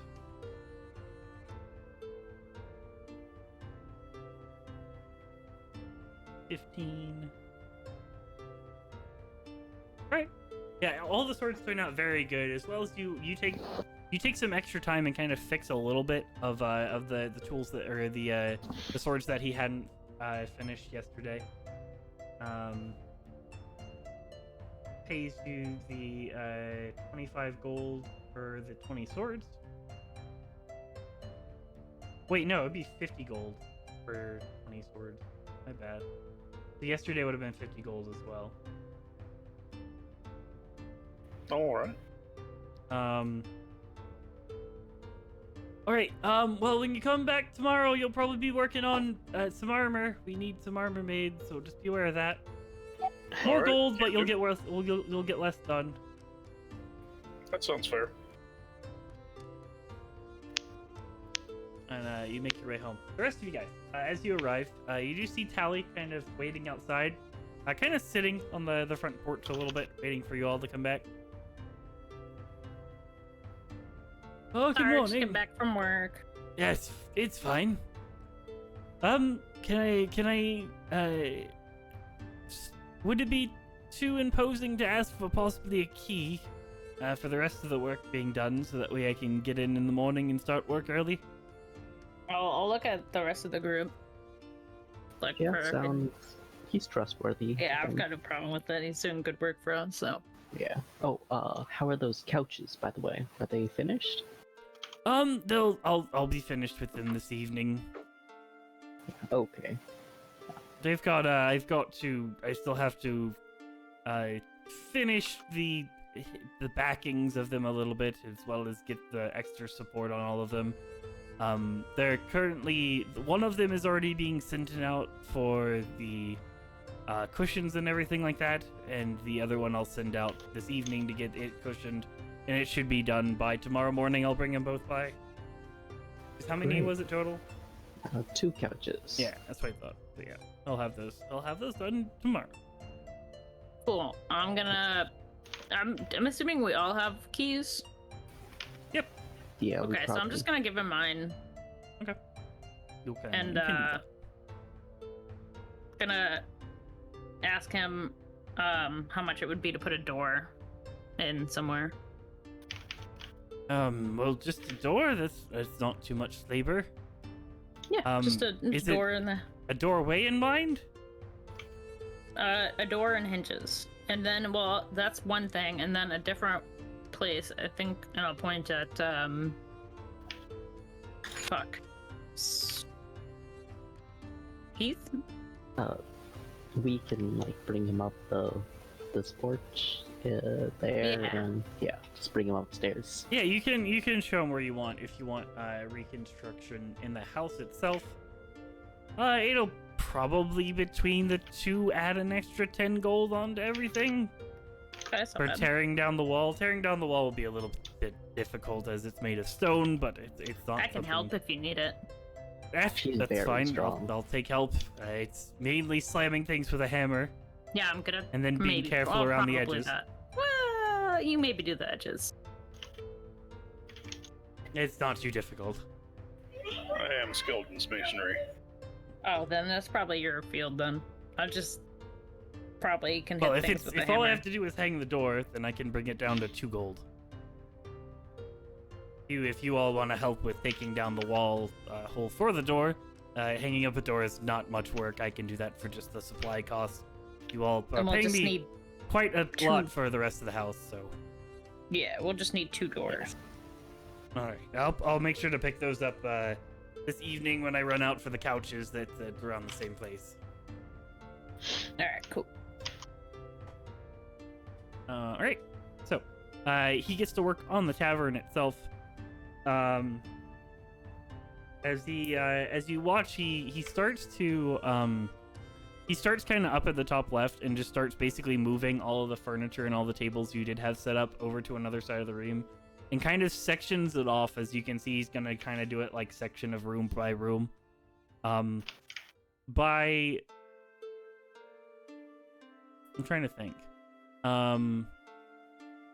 Around 3 o'clock, so 3 in the afternoon, is when Faye, at this point, you've come back.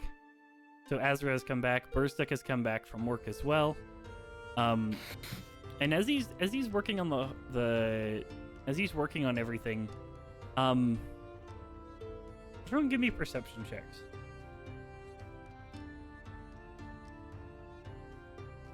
Oh my god. Nailed it. See, the bacon had to go through your system. It's fine.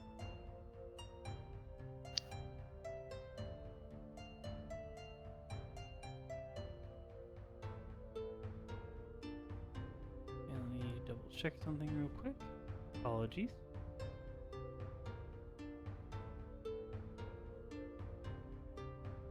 All right. Perception checks. Ezra and Heath and Silas. Ezra, you kind of make it out earlier than the rest of the two, but you two make it out pretty quickly after it.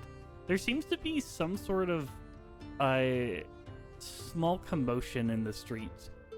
You can hear as it seems like there's some sort of something's wild, or it sounds like there's some sort of argument or something happening outside.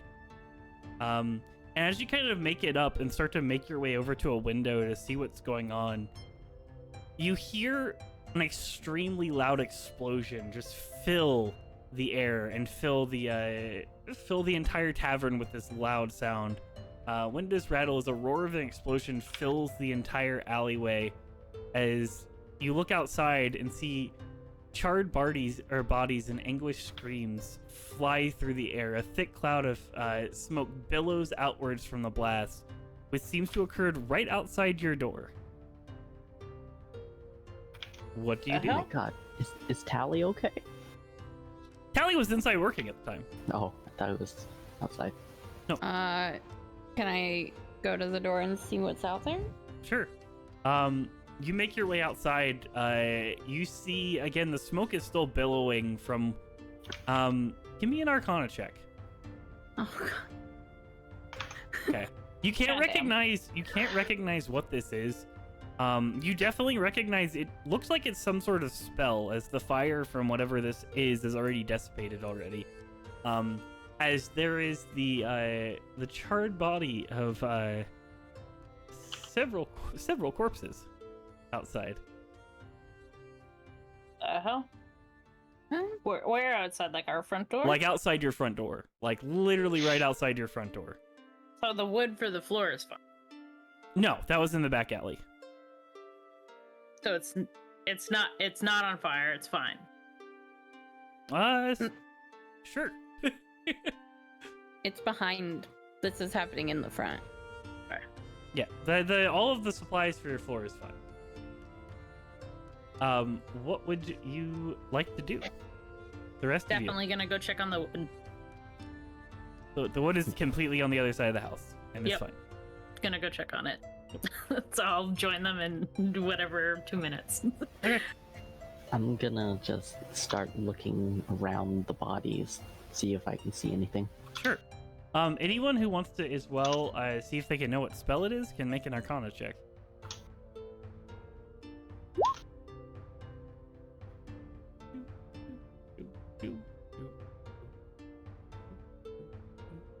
First up, you would recognize this as a fireball spell. Oh, that's not good. As you make your way out into the streets and start to deal with the commotion that is happening outside,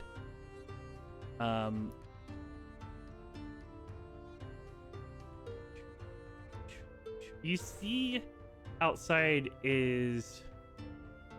Let me go through everything real quick.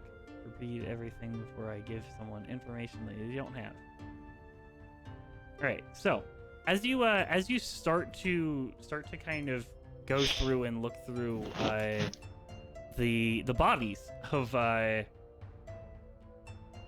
bodies of everything that's there, you find a female human looking relatively elderly, two cloaked humans clad in leather armor with a long sword at their side still sheathed, two human females, as well as one half elf, all dressed in what looks like most likely plain-ish clothes. They don't look very wealthy based off their dress. A male gnome who is wearing a burnt cloak and is clutching a dagger that seems to be at the center point of all of this, as well as two female halflings with two instruments at their side, as well as two male halflings dressed in what looks like some sort of performer's attire. And they're all any of the- dead. Yeah. They're are all they laying there all dead. All of their bodies charred from this fireball spell. Are there any like people just watching in absolute horror? There's a lot of people watching in absolute horror. Would you like to look for anything else? I'd like to look to see if there's any way we can tell what direction might have come from. I mean, let's see. Hold on.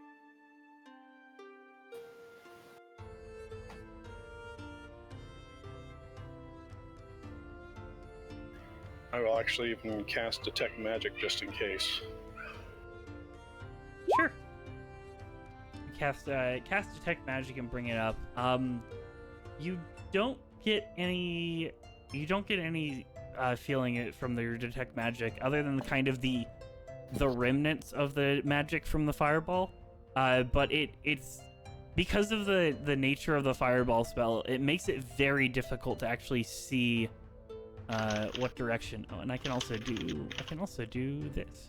Apologize. I can share this to everyone because I forgot that all the notes on it are only available to me. Pretty. And was that directed at our building? No. So it doesn't actually hit any buildings, but it did land in the street in front of your building. Do any of the people who are dead have any like tattoos or markings of the gangs that we know are in the gang war? Go ahead and give me perception check. You kind of start to look through the bodies. Actually, this would be an investigation check. Actually, I'm actually gonna sweep over them too. God damn it. With Detect Magic, also investigating, just in case anyone carrying Okay, you can anything. do that. I would like to investigate as well, and can I cast Detect Magician? Detect Magician? That is not a spell. It's a bit of a fun. I'm looking around. Do I see the magician running away or anything? Give me a perception check for that. Oh, you already did. 11. 11. No, you don't make out anything. Okay. I'm just trying to look around. As you start to look over the bodies and kind of examine the bodies as well, you do hear the sound of horses. As you do start to see as a local guard that was nearby does start to make their way there. And the guard, let me find that. You know, there's a name for here somewhere. I'll probably come to the front at this point and see a fucking massacre, apparently. Yep, you see a lot of the bodies.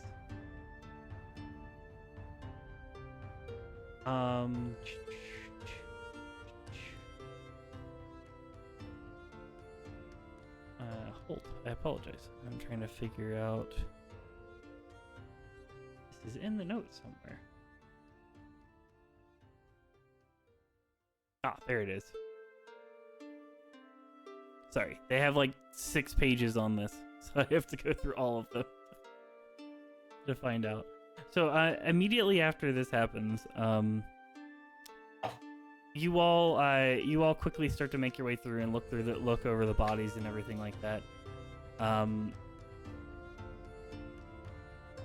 As 6 guards, as well as a what looks to be someone kind of leading them, start to make their way in. As he walks up. This is him, right? No, it's a different person. As the sergeant of the guards kind of takes over a little bit. All right, everyone who's who's immediately in the vicinity, we're going to need to question people. There's a lot of dead people. We need to find out what happened here. You there, going over the bodies. What's your names? Bursduk Molten Glory. Keith Verdun. Azra Glad. Just Silas. I'm All right, still and by the house. what's your situation? Well, no, this is after you've arrived. It takes about 20 minutes for these people to arrive, so you definitely Oh, wouldn't okay. have I'm not at the bodies though. Well, not like looking over them. All right. Are you actually? cool. You're out front though. I'm out front, yeah. Are you there? What's your name on the stoop? Stoop kid? No, O'Leary.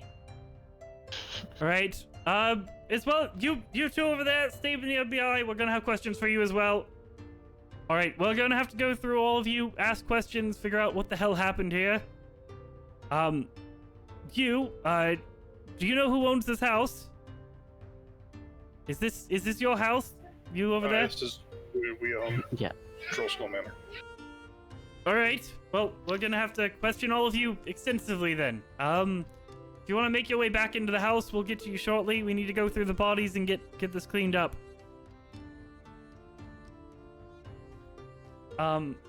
After you're looking over the bodies, go ahead and give me a Azra, Silas, and Heath. Go ahead and all of you give me another perception check.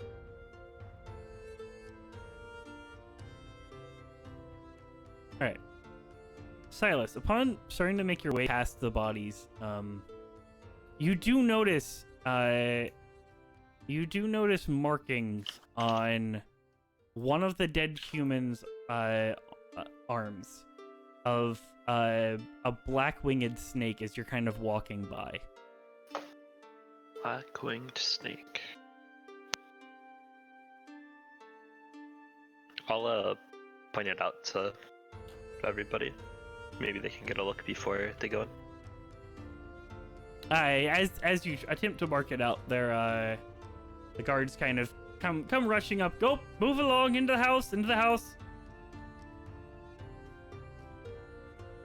Alright, I'll go inside and I'll just describe what I saw to them. All right. So, as you guys make your way into the house, the guards seemingly kind of start cutting off access to this street, and they're taking a little while. All of you guys are inside. Well, is there anything you guys would like to discuss? I didn't do it, and the wood is fine. Well, at least our investment is safe, so that's good.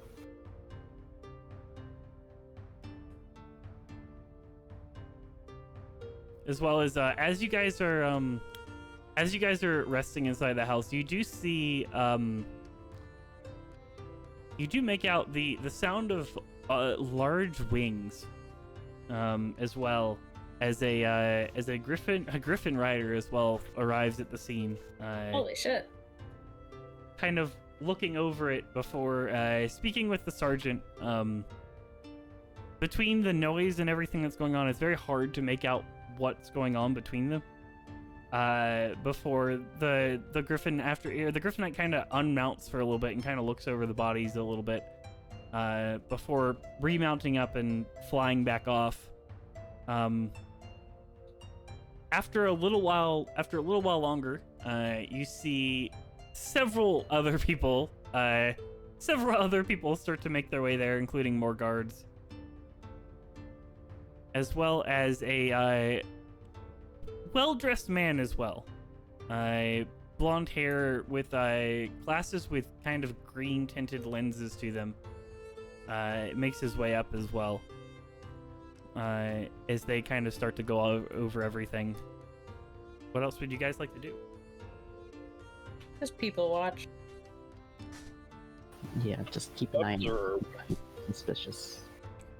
Sure. I'm actually going to be trying to see if there's anything I can identify by memory or whatever about the individual showing up, or the special individual showing up, and see if I can, if nothing else, try to commit them to memory. Okay, can do that. Taking a note of everyone who's making their way around, looking over the sergeant, remembering what he looks like and everything else. Does the sergeant actually have a page? Oh, he does. The sergeant is looking at him. He's kind of he definitely looks like he's a relatively older gentleman. Possibly even either reaching retirement age or around that age. As well as he is relatively dirty. His skin, it doesn't look like he gets too many baths. He looks like he has worked a lot of hours. Looking over his face is, you know, at this point it's past the 5 o'clock shadow phase, and it's to the I haven't shaved in 3 or 4 days phase. It looks like he is a relatively well-worked individual, whoever he is. As the rest of you guys kind of wait, after a little while, you watch as the relatively well-dressed man and the sergeant come to your door and knock on the front door. Who is it? It's the guards, an investigator. Can we speak with all of you for a moment? Aye. All right. He kind of open the door and make their way in. All right. So, do any of you all know any of the individuals out there? I shrug because I didn't really look at them. Yeah, no. Yeah. I don't You think guys can not give me. me you can give me Silas, you can give me a history check if you want to for the Jeez. symbol.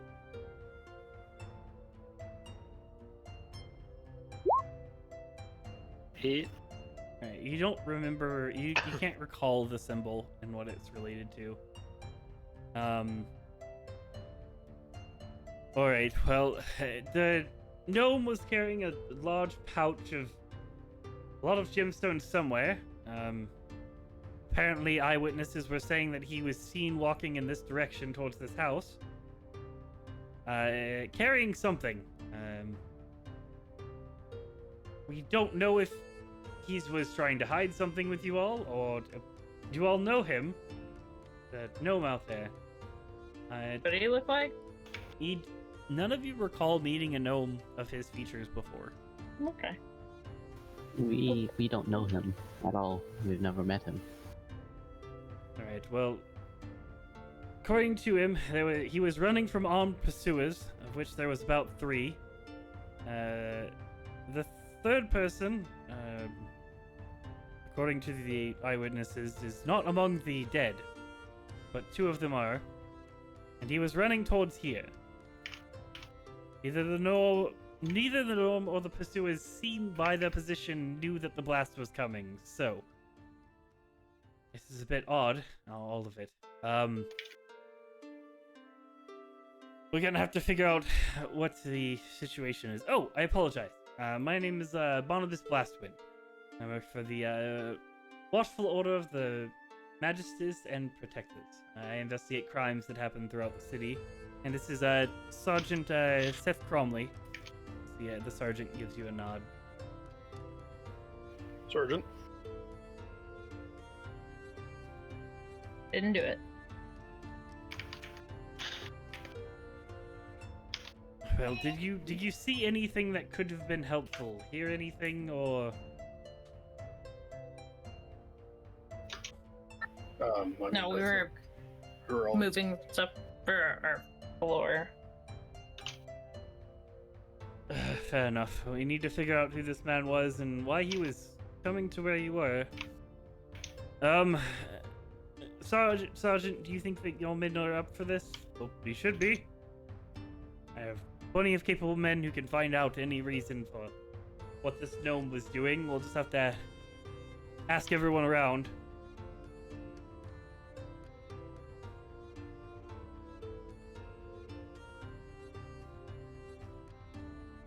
So are we under arrest? No, although we believe that the gnome was coming to your establishment, I don't know why. it seems that you all apparently don't know him, and as well as, despite the fact he was carrying a large sum of money, we don't really know why he was coming here. That's what we need to find out. Does he have a business or something? Like, do you guys know him? No, I'm not aware of him. I'll give a history check for these two. both combined, roll a 24. Nice.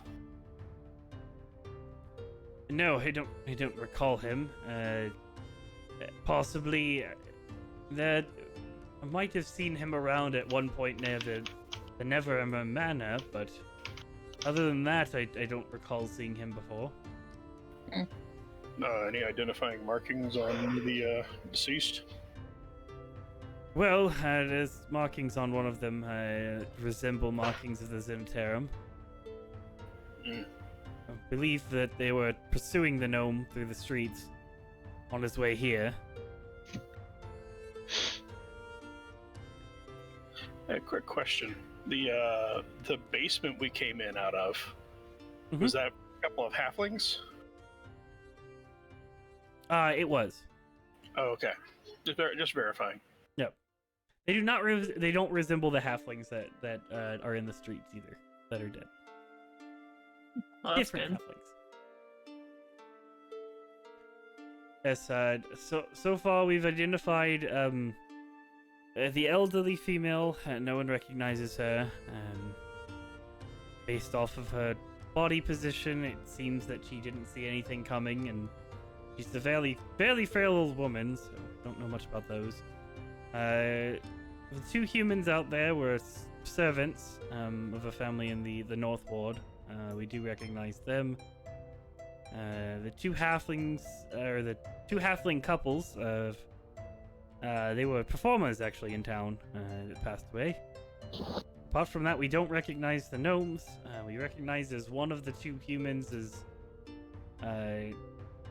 possibly a Zenitera member. The servants you said have the families live in the North End. You should talk to them, see why they were down here. Well, they seem to be running errands. Most of them were carrying supplies back with them. Passerbys, then. Bread, foods, cleaning supplies, and the such. Most of it all burned at this point. I'd say it's toast.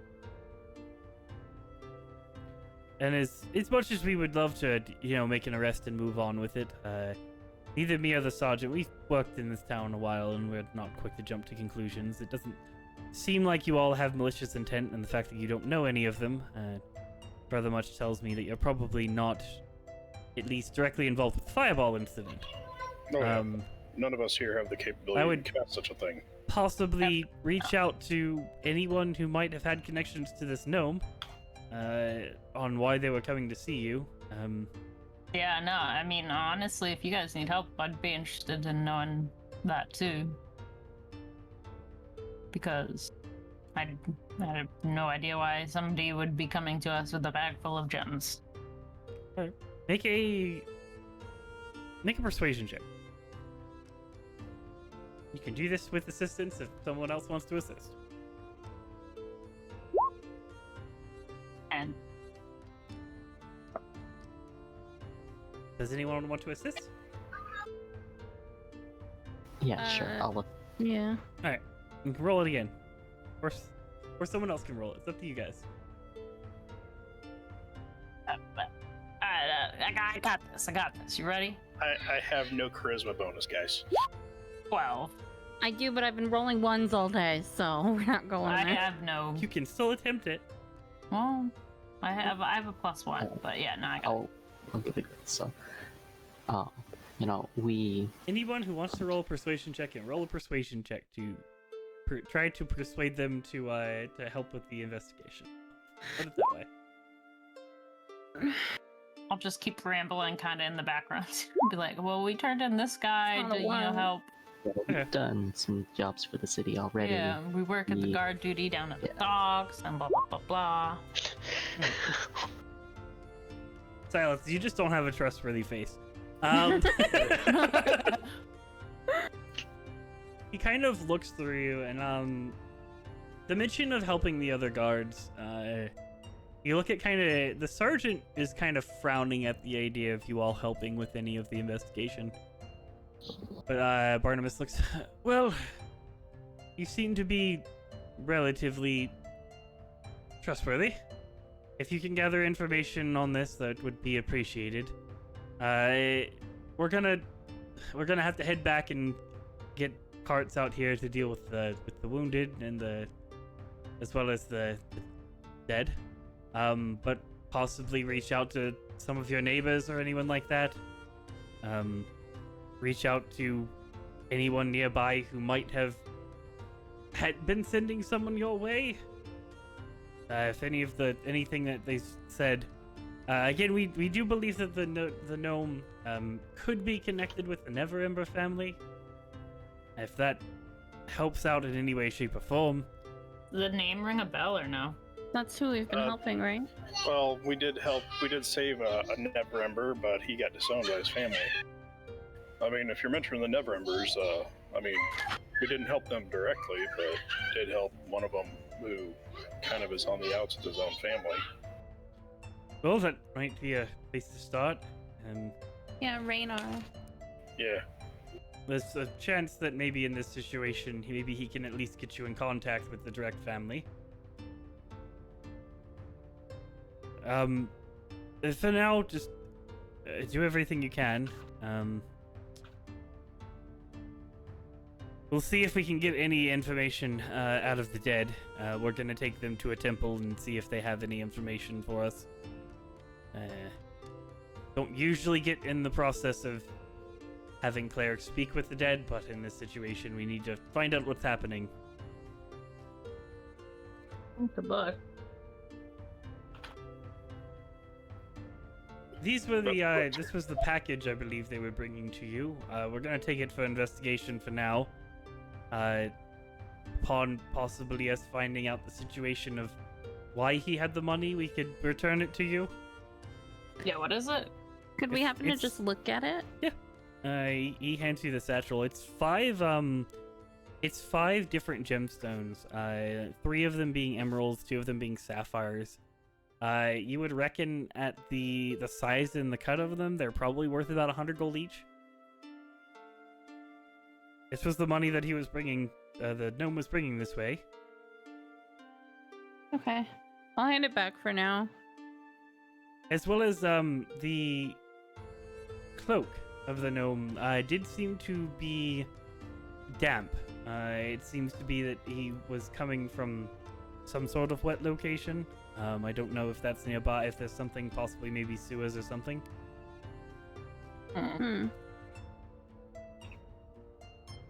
Weird. Strange. Alright, well, I guess we can make our way from here. If you have any information, you can bring it to me at the Watchful Order. Again, my name is Barnabas Blastwind, and I'll be happy to deal with anything. Sergeant, do you have any questions for them? No, we'll take care of the investigation, and hopefully these fine civilians won't be needed, but if they have any information, we'd be appreciative and pay out accordingly. If we can do anything else to help. Of course. Well, good day and good luck with your reconstruction. Thank you. Tally's still hard at work after all of this. He kind of took a break to see what was going on, but a part of seeing the charred bodies and everything else, and being as he is a normal of this town, he doesn't want to get involved. So he is very much just working on the floor.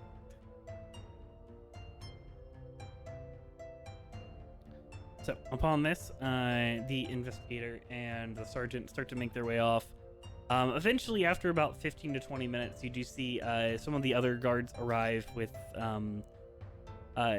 initially, a couple clerics arrive as well, dealing with wounded that were nearby, that survived the blast themselves, as well as the guards are starting to kind of pick up the bodies that are left there and start to haul them off somewhere. I feel like we should talk to the person we did the first task for. Because if I recall, didn't we go through a Zentrum warehouse? Yeah, we did. I think we should talk to Volo. Yeah, maybe. I worry that finding Volo and nailing him down might be a bit difficult.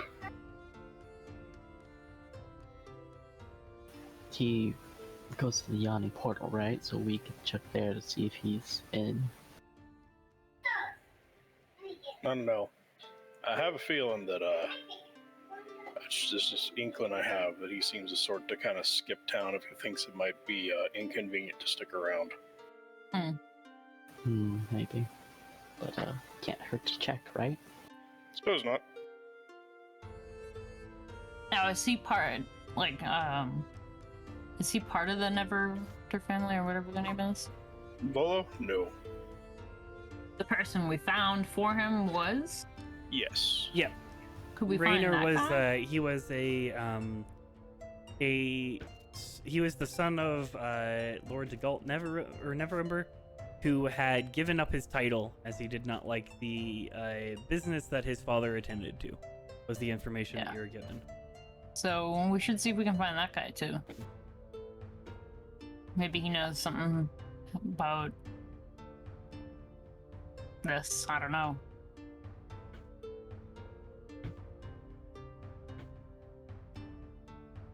Those would be my first thoughts anyway. Alright. Should probably look up Rainer and Neverember, see if maybe Volo might have an idea where to go as well, if we can find him. Yeah. Sounds good. But what time is it? At this point, after everything, it's about probably 4 in the afternoon. Oh, it's a good bar time. Okay. Well, I'll just go feed the cats real quick, and then we can go look at the bars.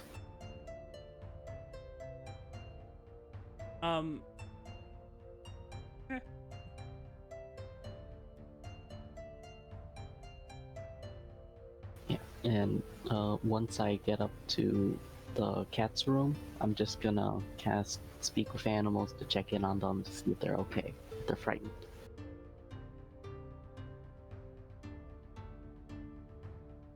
The cats seem to be okay. You find Cooper is comfortably kind of like laying on a chair. Rain is very much under a bed again. It's okay, Rain. You'll adjust soon. Okay, here's your dinner for the day. I'll be back with your dinner tomorrow. I mean lunch. I mean breakfast tomorrow. They have no idea what you're saying. But they happily take the food. And Cooper promptly tries to steal some of Rain's food again. I bring Cooper, put him back on the chair. Okay. He meows at you and then falls asleep. Okay, well, guess I'm just gonna go back downstairs and get ready to go out to a bar. So, what are the rest of you guys doing?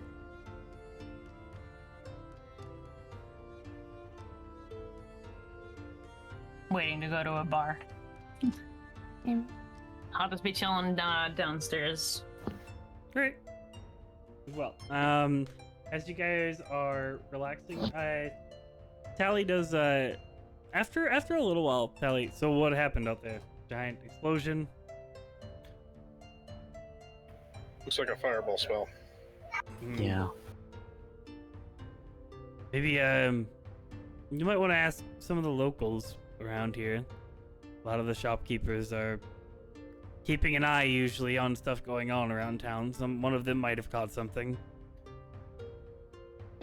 Okay. Probably be a good idea.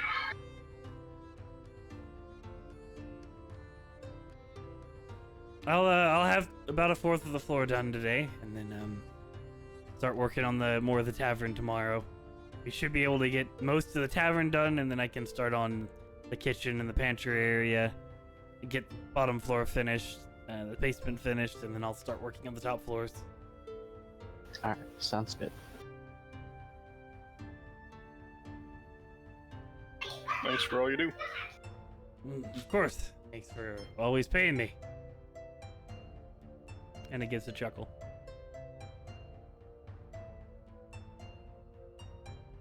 Alright, Alright. Bob. So, upon making your way towards, what bar are you guys making your way towards? The yawning portal. All right. You do see, you do notice, as you are making your way out, as you're passing by the Tiger's Eye, you do notice a man making his way out of there. Someone you don't recognize. As they make their way out and kind of hood themselves up and start to make their way down the street. As you guys continue on your way.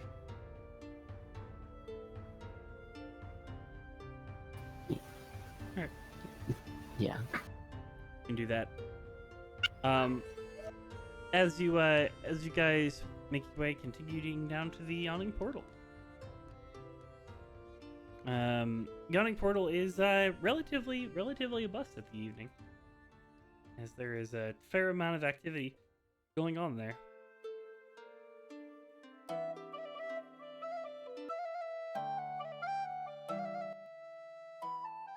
Yes. Yeah. What would you guys like to do? Just gonna look for Volo or Floon or Rainer. Sure. You do find Volo sitting at his familiar table, as he is a frequent here pretty much every evening. As he is currently writing something in a book as you guys arrive.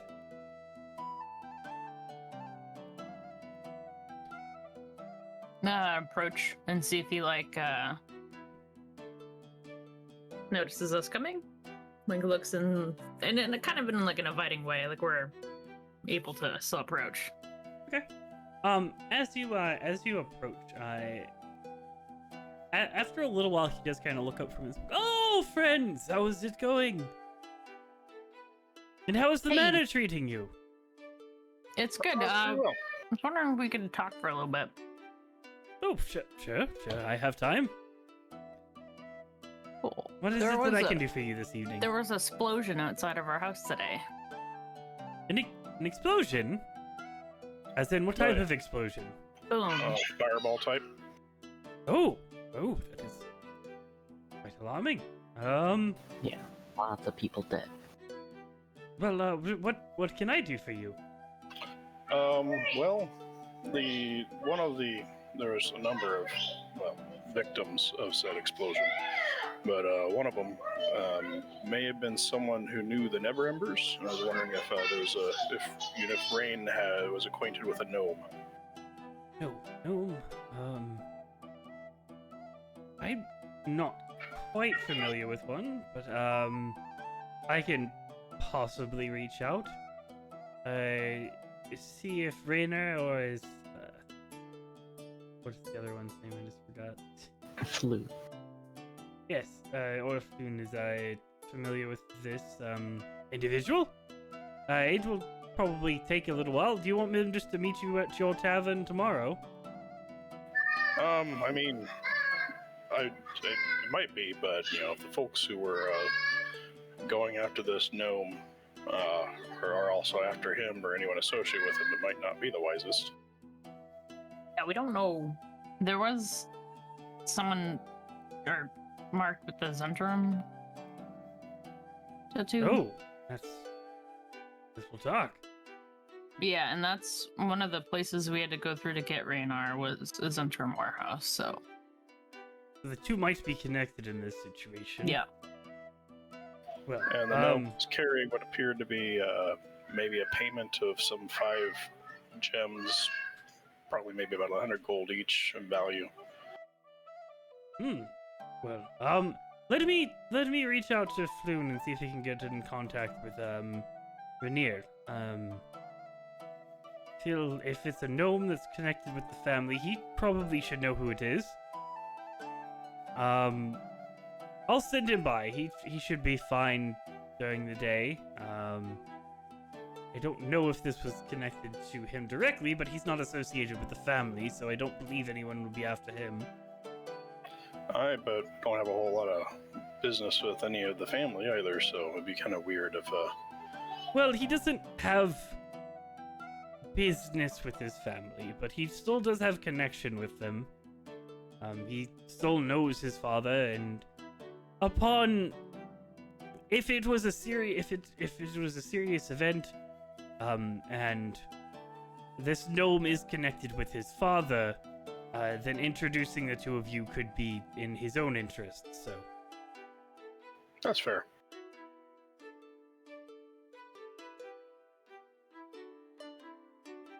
Yeah, just wanted to see, because I kind of thought maybe two and two go together, but you said the same thing, so seems that it might be a possibility that he may be in danger too, so don't know. Fair enough. Well, is there anything else I can do for you other than that? Let me at least get you some food for the evening. As he kind of motions of the barkeep. 5 drinks and food for the lot. 6 drinks. I want 2. Well, fair enough. 6 then. Thank you for your kindness. Yes, thank you. No, it's the least I can do. You've helped me out a great deal. So How's everything been going? it's been going. Is he the one? He's the one that gave us the house, right? Because he couldn't pay us. Yeah, he did not have the cash at the time, so he paid you in the house. Did we talk to him about the house being haunted? No, I don't think No, we so. had not yet. Because might be a good time. too. So, did you meet what was the name? Luff? Luff? Liff? Something like Liff. that. Something like that. Yeah, Oh, the poltergeist of the mansion. Yes, he's a lovely elven gentleman. He didn't talk much. He's very Yeah. friendly. He was helpful. actually the original reason why I acquired the manor, was to do some research on a book. I knew it!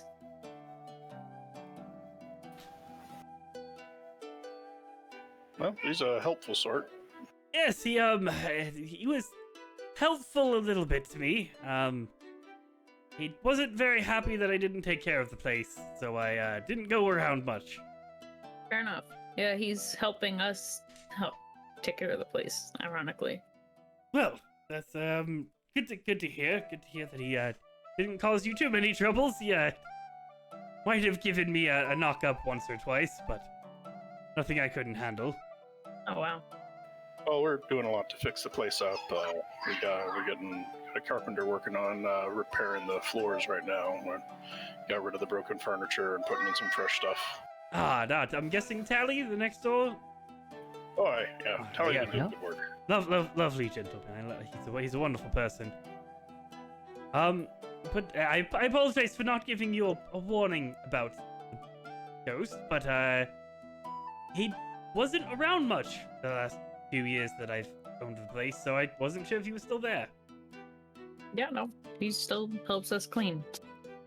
Well, that's lovely to hear. Lovely to hear you're fixing up the place. That's what it's due.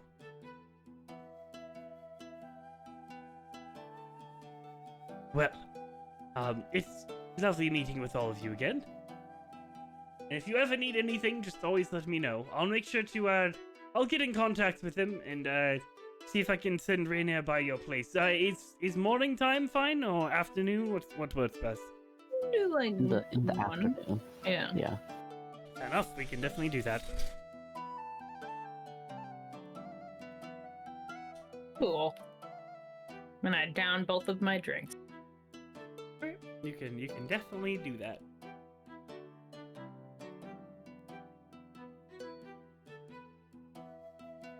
But as you guys get told a myriad of stories of Volo's adventures for a little bit before as you eat, and then you all set off for the evening back home.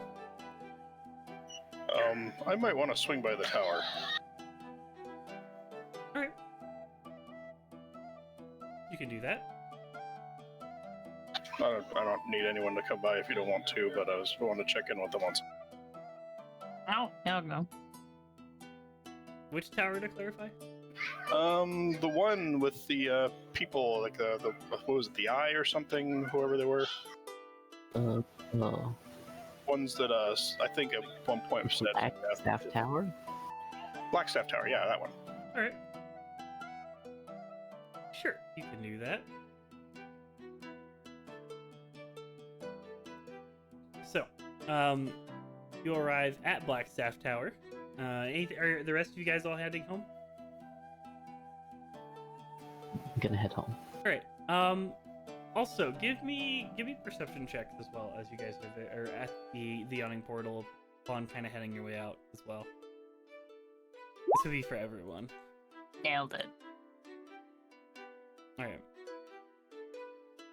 right. You do see Heath the Silas. You do notice that there are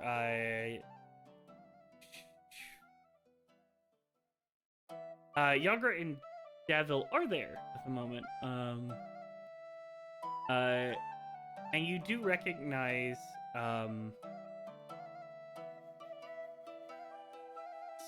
Silas. You do recognize that Yagra does have a flying snake tattoo on her arm.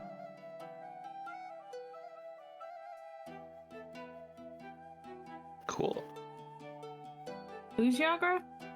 The half orc. Okay. That's what I thought. I was just double checking. As you Cool. guys continue your way out. Is anyone going with Burstuck? The Blackstaff? Yeah, I was gonna accompany him. Anyone else, or are the rest of you guys heading home? I'm gonna go home. Too. Okay. So, then just Burstuck and Leary, you guys make your way to Blackstaff Tower. Knocking on this door of this, what you at this point know to be a very magical tower. In the tower from the outside of it, apart from being of a very dark stone, almost obsidian-like in build, of the color of the stone, you do notice it's also built. It almost looks like a fortress from the outside, just in the way it's constructed. As you knock on the door, you watch as an arcane bell appears in front of you and kind of rings for a moment. As you wait for about 25 to 30 seconds before the door opens up. And where is my note? It's under here somewhere. Oh. Can exit you. Exit you.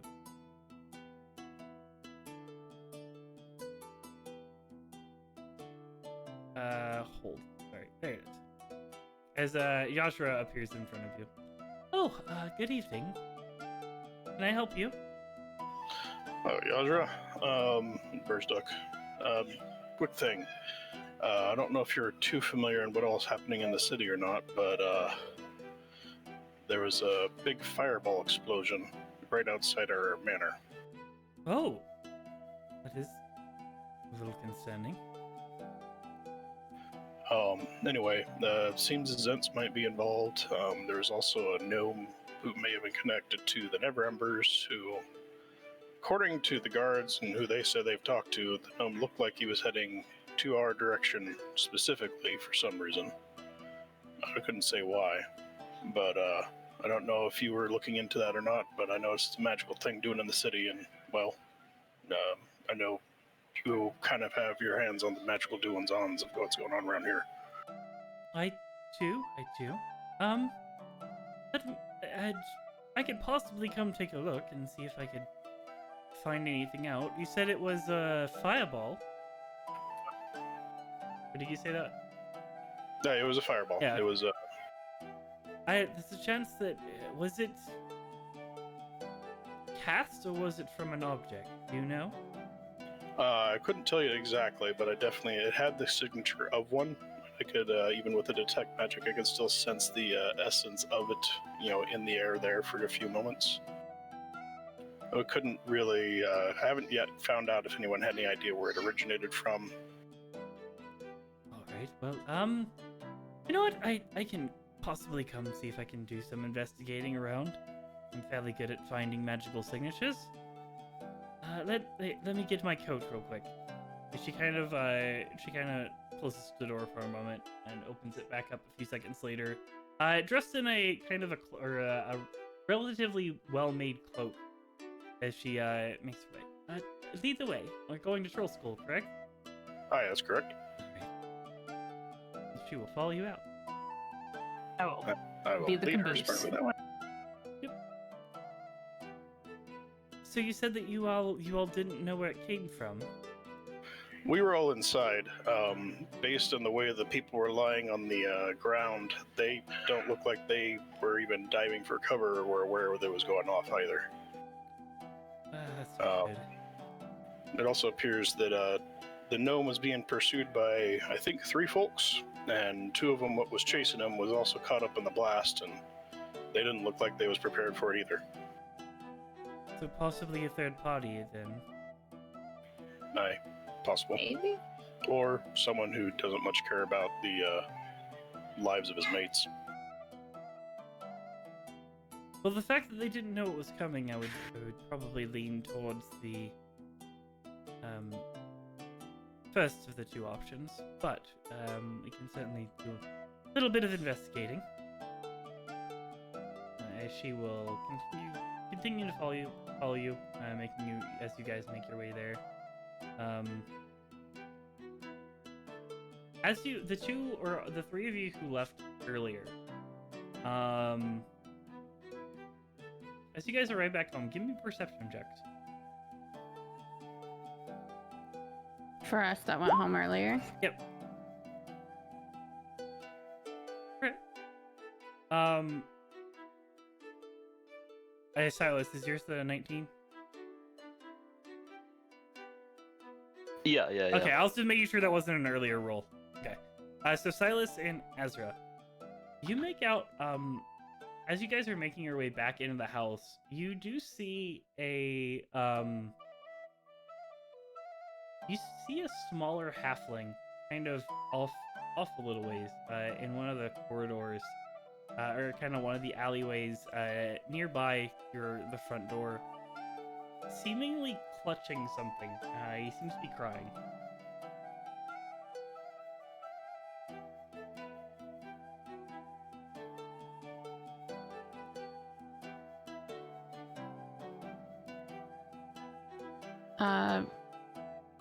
I'll go over to him. Okay.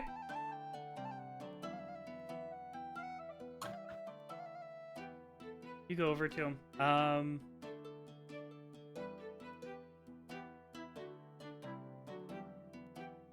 You see, in front of you is the small halfling child, seemingly clutching this small pendant. It seems like as you get closer, you can tell it's something that seems to be almost broken off of something, like a necklace or something. As you approach, he kind of looks up at you. Hi. Hi. You're the people from the house, right? Yeah. Okay, I saw you earlier. I don't know where to go. What are you looking for? Well, I was with my friends, and they all exploded. And then this thing just popped right in front of me. Kind of holds out the pendant. Can I look at it? Sure. Does it look familiar or anything? Give me either a history check or an arcana check. Yeah, that's what I thought. It doesn't look familiar to you, no. In front of you, it looks like a pendant with what has space for 3 beads inside of the center of it. as well as a broken clasp. 2 beads seem to be still in the necklace. I heard an explosion, and I hid behind this barrel, and then this plopped in front of me, and I looked out, and my friends were all dead.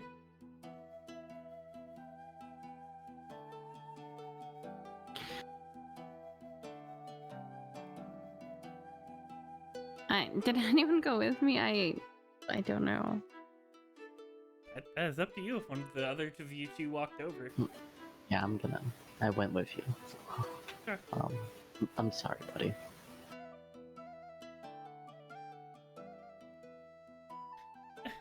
I don't even know where to go anymore. Like, they were my family. Like, not actually my family, but Where's your actual family? Do you have any parents? I do. I don't get along with them, though. Oh. Hey, Ezra, do we need to, like, get this necklace? It might be related, probably is related to the explosion. But, We can, yeah. so, He said it dropped in front of him. yeah. Hey, buddy, do you mind if we take a look at this necklace for a few days? You know, we work with the city guard, so we're working on solving who caused the explosion. Okay. Make a. It's gonna sound so rude the way this is written. You can either make an intimidation check or a persuasion check, whichever you would prefer. To get him to give the necklace to you. Give me that fucking necklace, kid! He just watched his friends die, so I'm gonna be nice about it.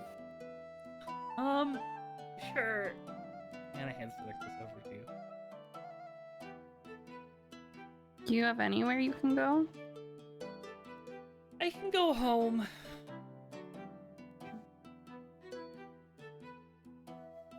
I just didn't know what to do. Did you see You're- anything else? The man was on the. There was someone on the roof. I didn't see anything other than that. On the roof, you say? Okay, that's really helpful, buddy. Thank you. I ruffled there a little bit. Which roof? That one. And it points straight up. This would be the building across the road from where you are. Okay.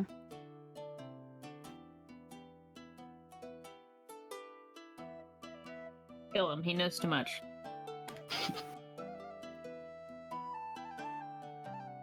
Okay, what's your name?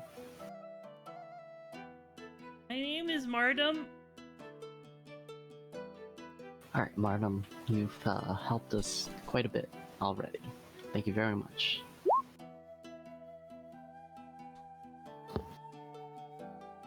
Okay. Don't worry. We're gonna find who caused the explosion, and we'll bring him to justice. Okay. Let's all head home. Go home where it's safe. He kind of hurries off and runs off. Still crying, but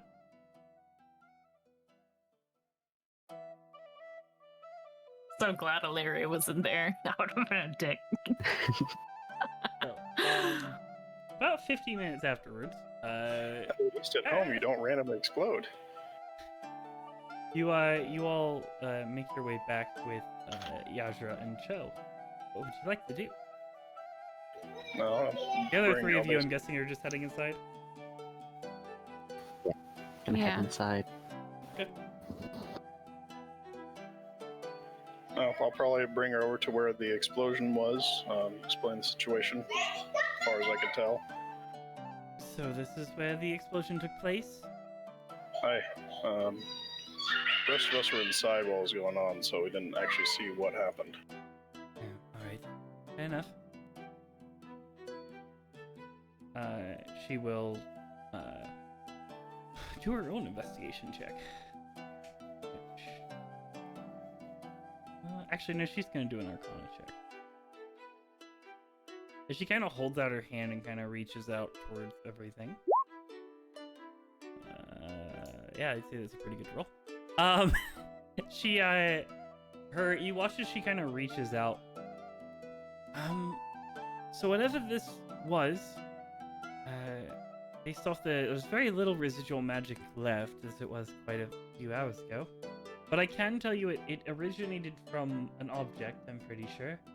As, I don't know if you're familiar with the casting of the spell, but Fireball, has a locationally based beam that usually is, cast from the caster as it goes through the air. You can usually track that.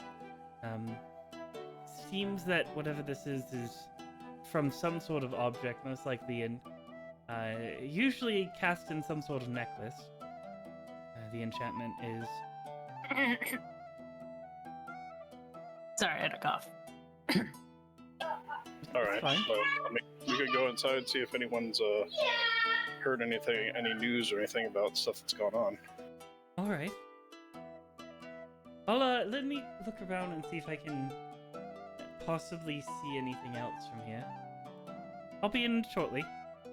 I'll poke my head inside and go, You watch as you start to make your way in, she kind of just starts lifting off the floor.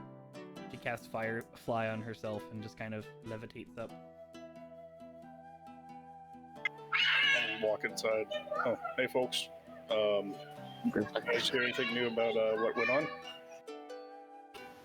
We found this nifty little necklace. The kid had it. It, flew out from the explosion, and the little kid saw about a figure on the rooftop that ran away. Oh, could you hand me the necklace? I think that might help the black staff with looking into this. Sure.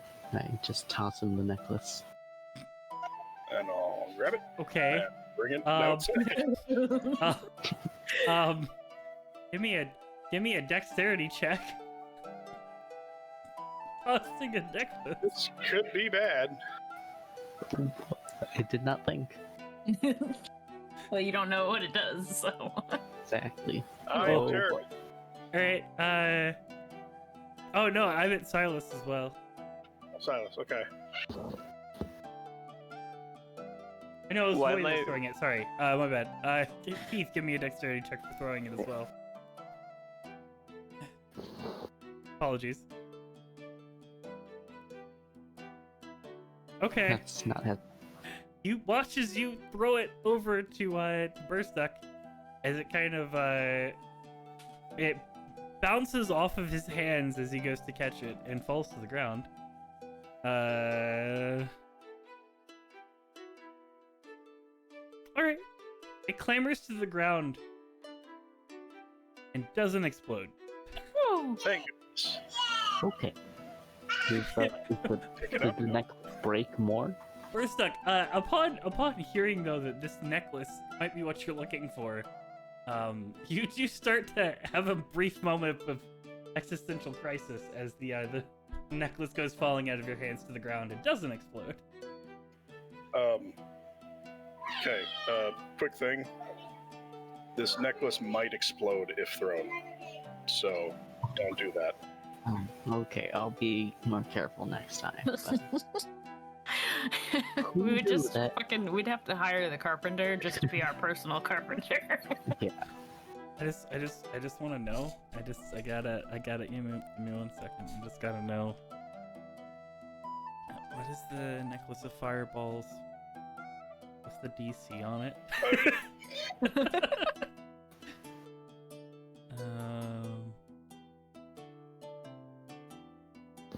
The DC 15 saving throw. And it would have dealt 30 damage. Oh, Shit. hold on. So, it would that have. would've been- It that would've probably would have. torched me. It probably would have killed everyone. Yeah. Apart from O'Leary, who would have had advantage on the saving throw. Actually, Heath and Silas, it wouldn't have even mattered if you made the save. Same with Azra. You all would have died. Not instant death, but unconscious.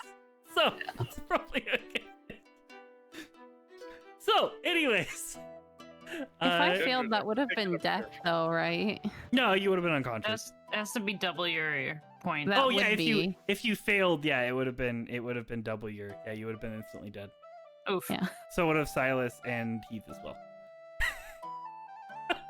I apparently would have taken half damage and been okay. It's fine, everything's fine. No more throwing necklaces in the house. So to clarify, the thing that you were rolling for was to see if one of the beads broke off of the necklace when that happened. So you're good. Curious.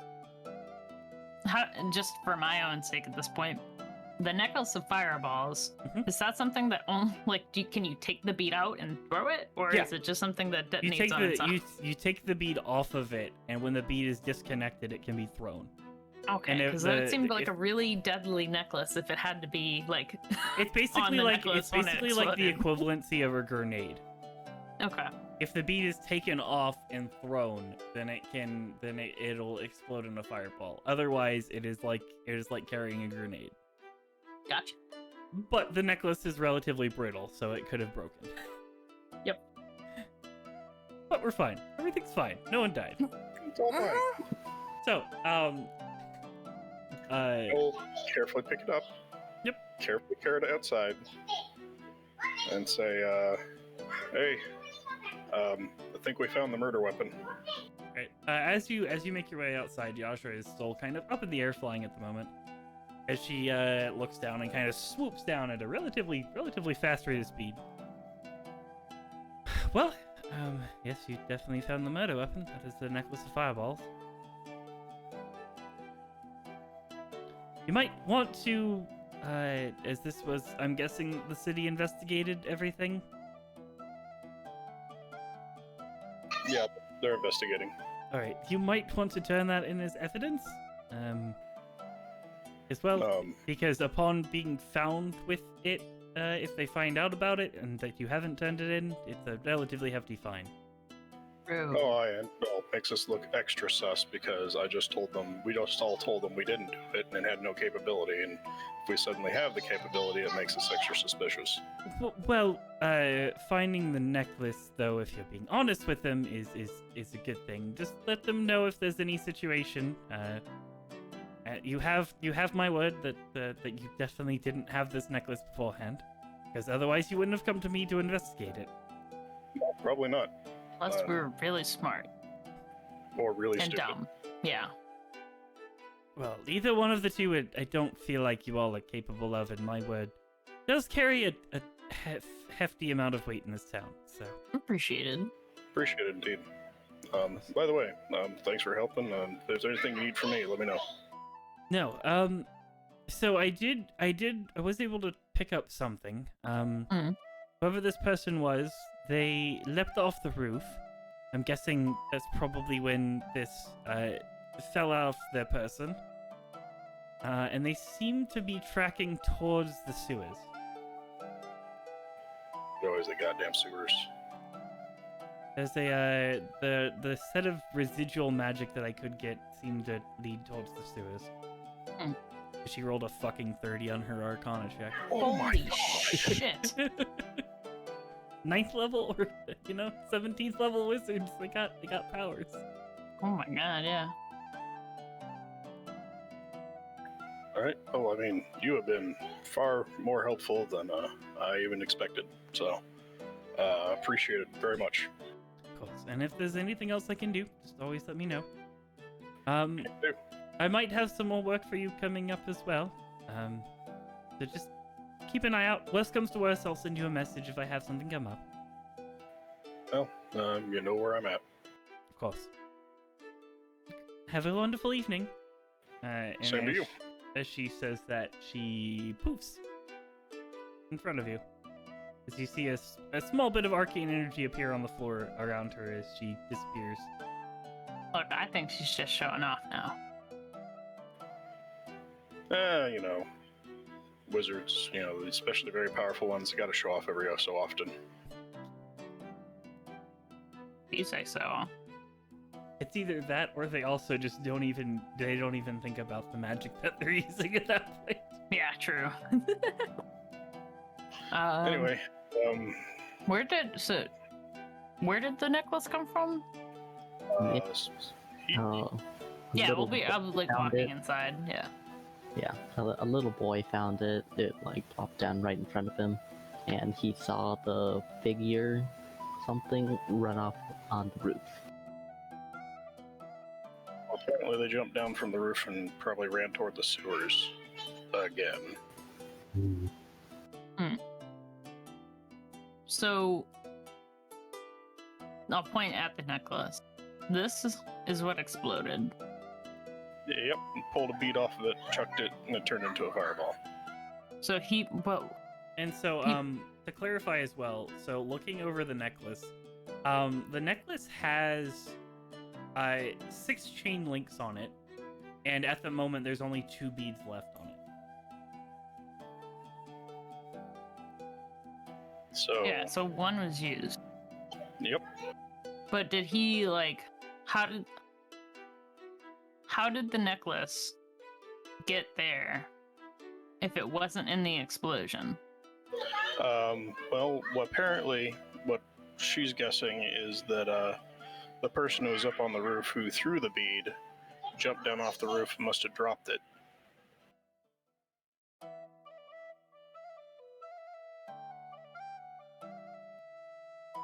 Now, if they were planning, now it's either they dropped it on accident or they dropped it on purpose. I don't Hoping think that they would have dropped it throw on suspicion purpose. off them. I mean, I wouldn't drop that on purpose, but you know, could be trying to throw suspicion elsewhere. No. But is that what she was implying, that it fell off of him when he jumped? Yep, that's what she's suggesting. Just weird. Oh, I'm sorry. To clarify as well, I misread this. The necklace landed in the rain barrel that he was hiding beside. Apologies. Okay, so he didn't have it. We just saw it. They saw it when they went over. No, the little boy did find it because it plopped into the rain barrel that he was hiding behind. But Okay. it fell into the rain barrel, not onto the ground. Okay. Okay, so it fell in the rain barrel, so it suggests either it's being hidden or it fell off. So if it fell off, it's really lucky for it to land in the barrel. But Yeah, looking at the Someone tried chain to links, get does rid it of look like it was broken? Yeah, Those look very the necklace, the back part of the necklace is actually shattered. Yeah. Wherever it was connected is still attached to each other, and it was broken off. On the chain, yeah. Yep. Yeah, no, it looks like it busted. yeah. So anyway, I think we should take this over to the guards as soon as possible. Yeah, we should, Turn it in. honestly, we should just take it to the sergeant, dude. The investigator. Yeah, that sounds like a plan. Not just any guard person. Take it to them. All right, Fine. let's do that now. Let's Yeah. not waste time. Right, you can do that. It's probably pushing 7 p.m., 8 p.m. at this point. Yeah. It is Do we pushing know? nighttime. I'm just gonna talk with them as we're like going there. It's like, do we know anything about this boy? His name is Martin, and his friends died in the explosion, which is terrible. His friends died in the explosion. I don't think we should bother the poor kid. No, I don't want to bother the kid. How we came upon it, I think is going to be very important when we bring it there. That's probably true. We should tell the city guard that Martin found it, and we Yeah. got it from town. Tell him exactly whatever happened. Yeah.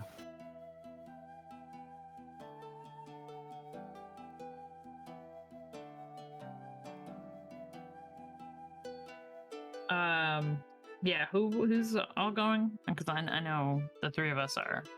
Is anyone else coming with us? I'll go. Okay. Yeah, I'll go too. So we're all covered.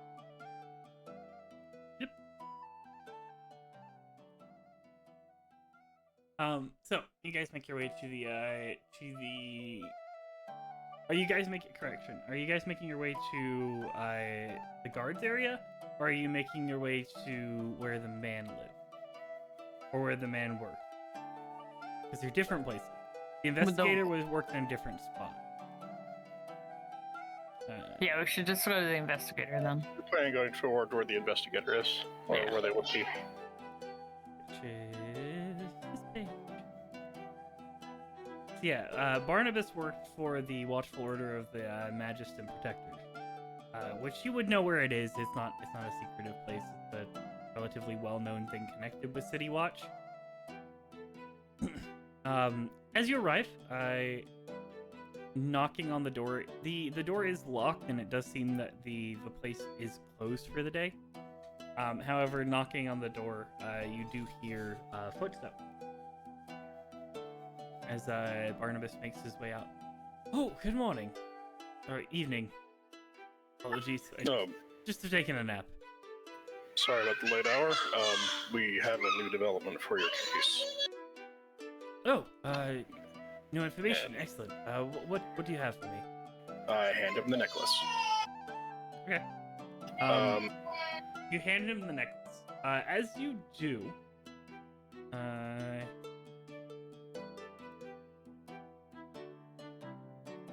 give me 1 second.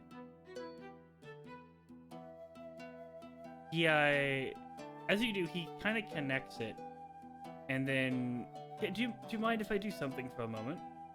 Yeah, sure. Go ahead. He will reach out,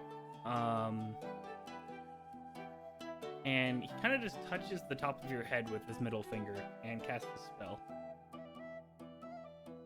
Cast what? He casts Detect Thoughts on you. On Burst Up. First. Okay. No, I will choose to fail the save. Sure. You choose to. You feel that he's reaching into your mind for information. As he probes it, rather than. I got nothing. Yeah. He kind of pulls the information from you. It's a small halfling child down this. That's good to know. And this definitely looks like the cause of our fireball, based off of the beads that are on it. This will help us a lot. I appreciate it. Do you find any more information? There was a roof guy. Yazra and the child both confirmed that the person who threw it was up on the roof, and she said that it looks like they probably ran off toward the sewers. Right, well, that's more information than we had this evening. I appreciate it. Thank you for bringing this post-haste as well. This will definitely help.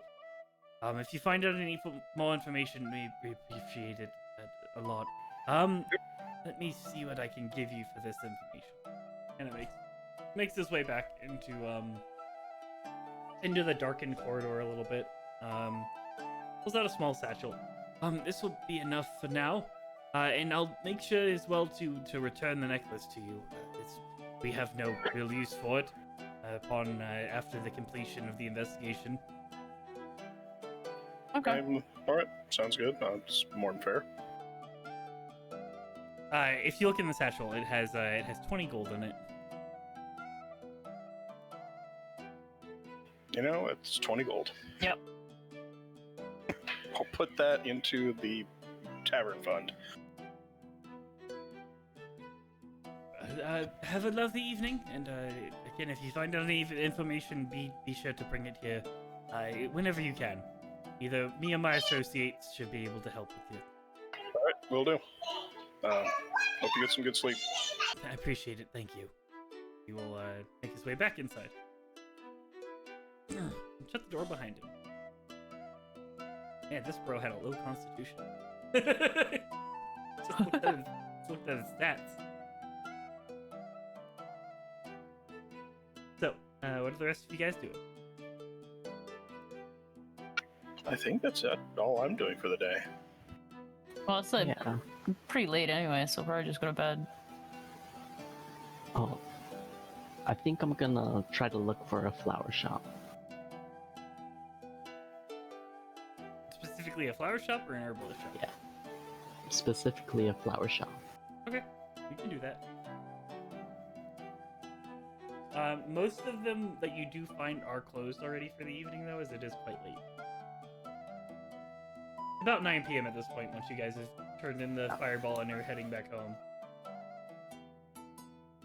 I'm Turn in just the fireball gonna necklace to clarify, remember not a them. fireball. Then. Turning in a fireball seems like a horrible idea.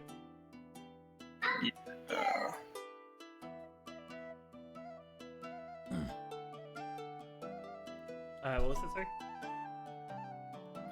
Oh, yeah, burning in a fireball does sound like a bad idea. No, I was asking. I didn't hear the last thing Void said. I didn't hear the last thing Void said. Apologies. Just gonna remember where the flower shops are for tomorrow then. Yeah, you can do that. So, the rest of you guys all settle in for the evening. No other plans. Nope. Okay. The cats settle in. Just for the fun of it, we're gonna go ahead and roll this.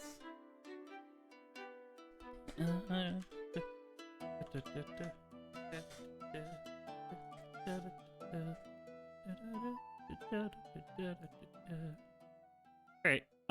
One of the cats ends up sleeping. Illyri, as you make your way into your room, you find the large Maine Coon cat Cooper just sprawled out on your bed.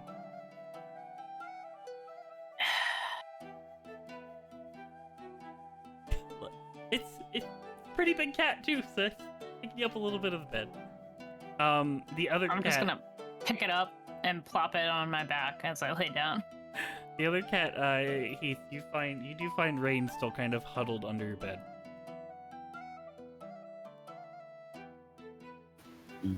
Yeah, I'm just gonna like, reach under, try to find him and like, stroke him, and then go to bed. Sure. He lets you cautiously he lets you pet him, and then he lays down, and you lay down and go to sleep. What are the rest of you doing? Just gonna have, was this Cooper or Copper? Cooper. Cooper. Just sleep on my back while I sleep on my stomach on my bed. Like, you have more than enough room for both you and the cat if you just want to sleep on the bed, but until he gets bigger. Yeah.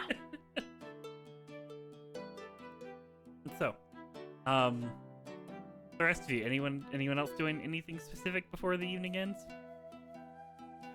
No, that's my normal routine. All right. Faye, Silas, anything? As or No. Silas?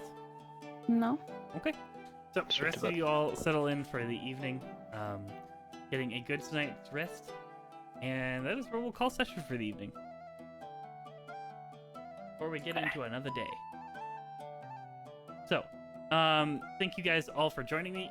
All of the players, you guys do level up as of this session. Level 3! So you all are level 3. And for everyone else, thank you guys for joining us this week.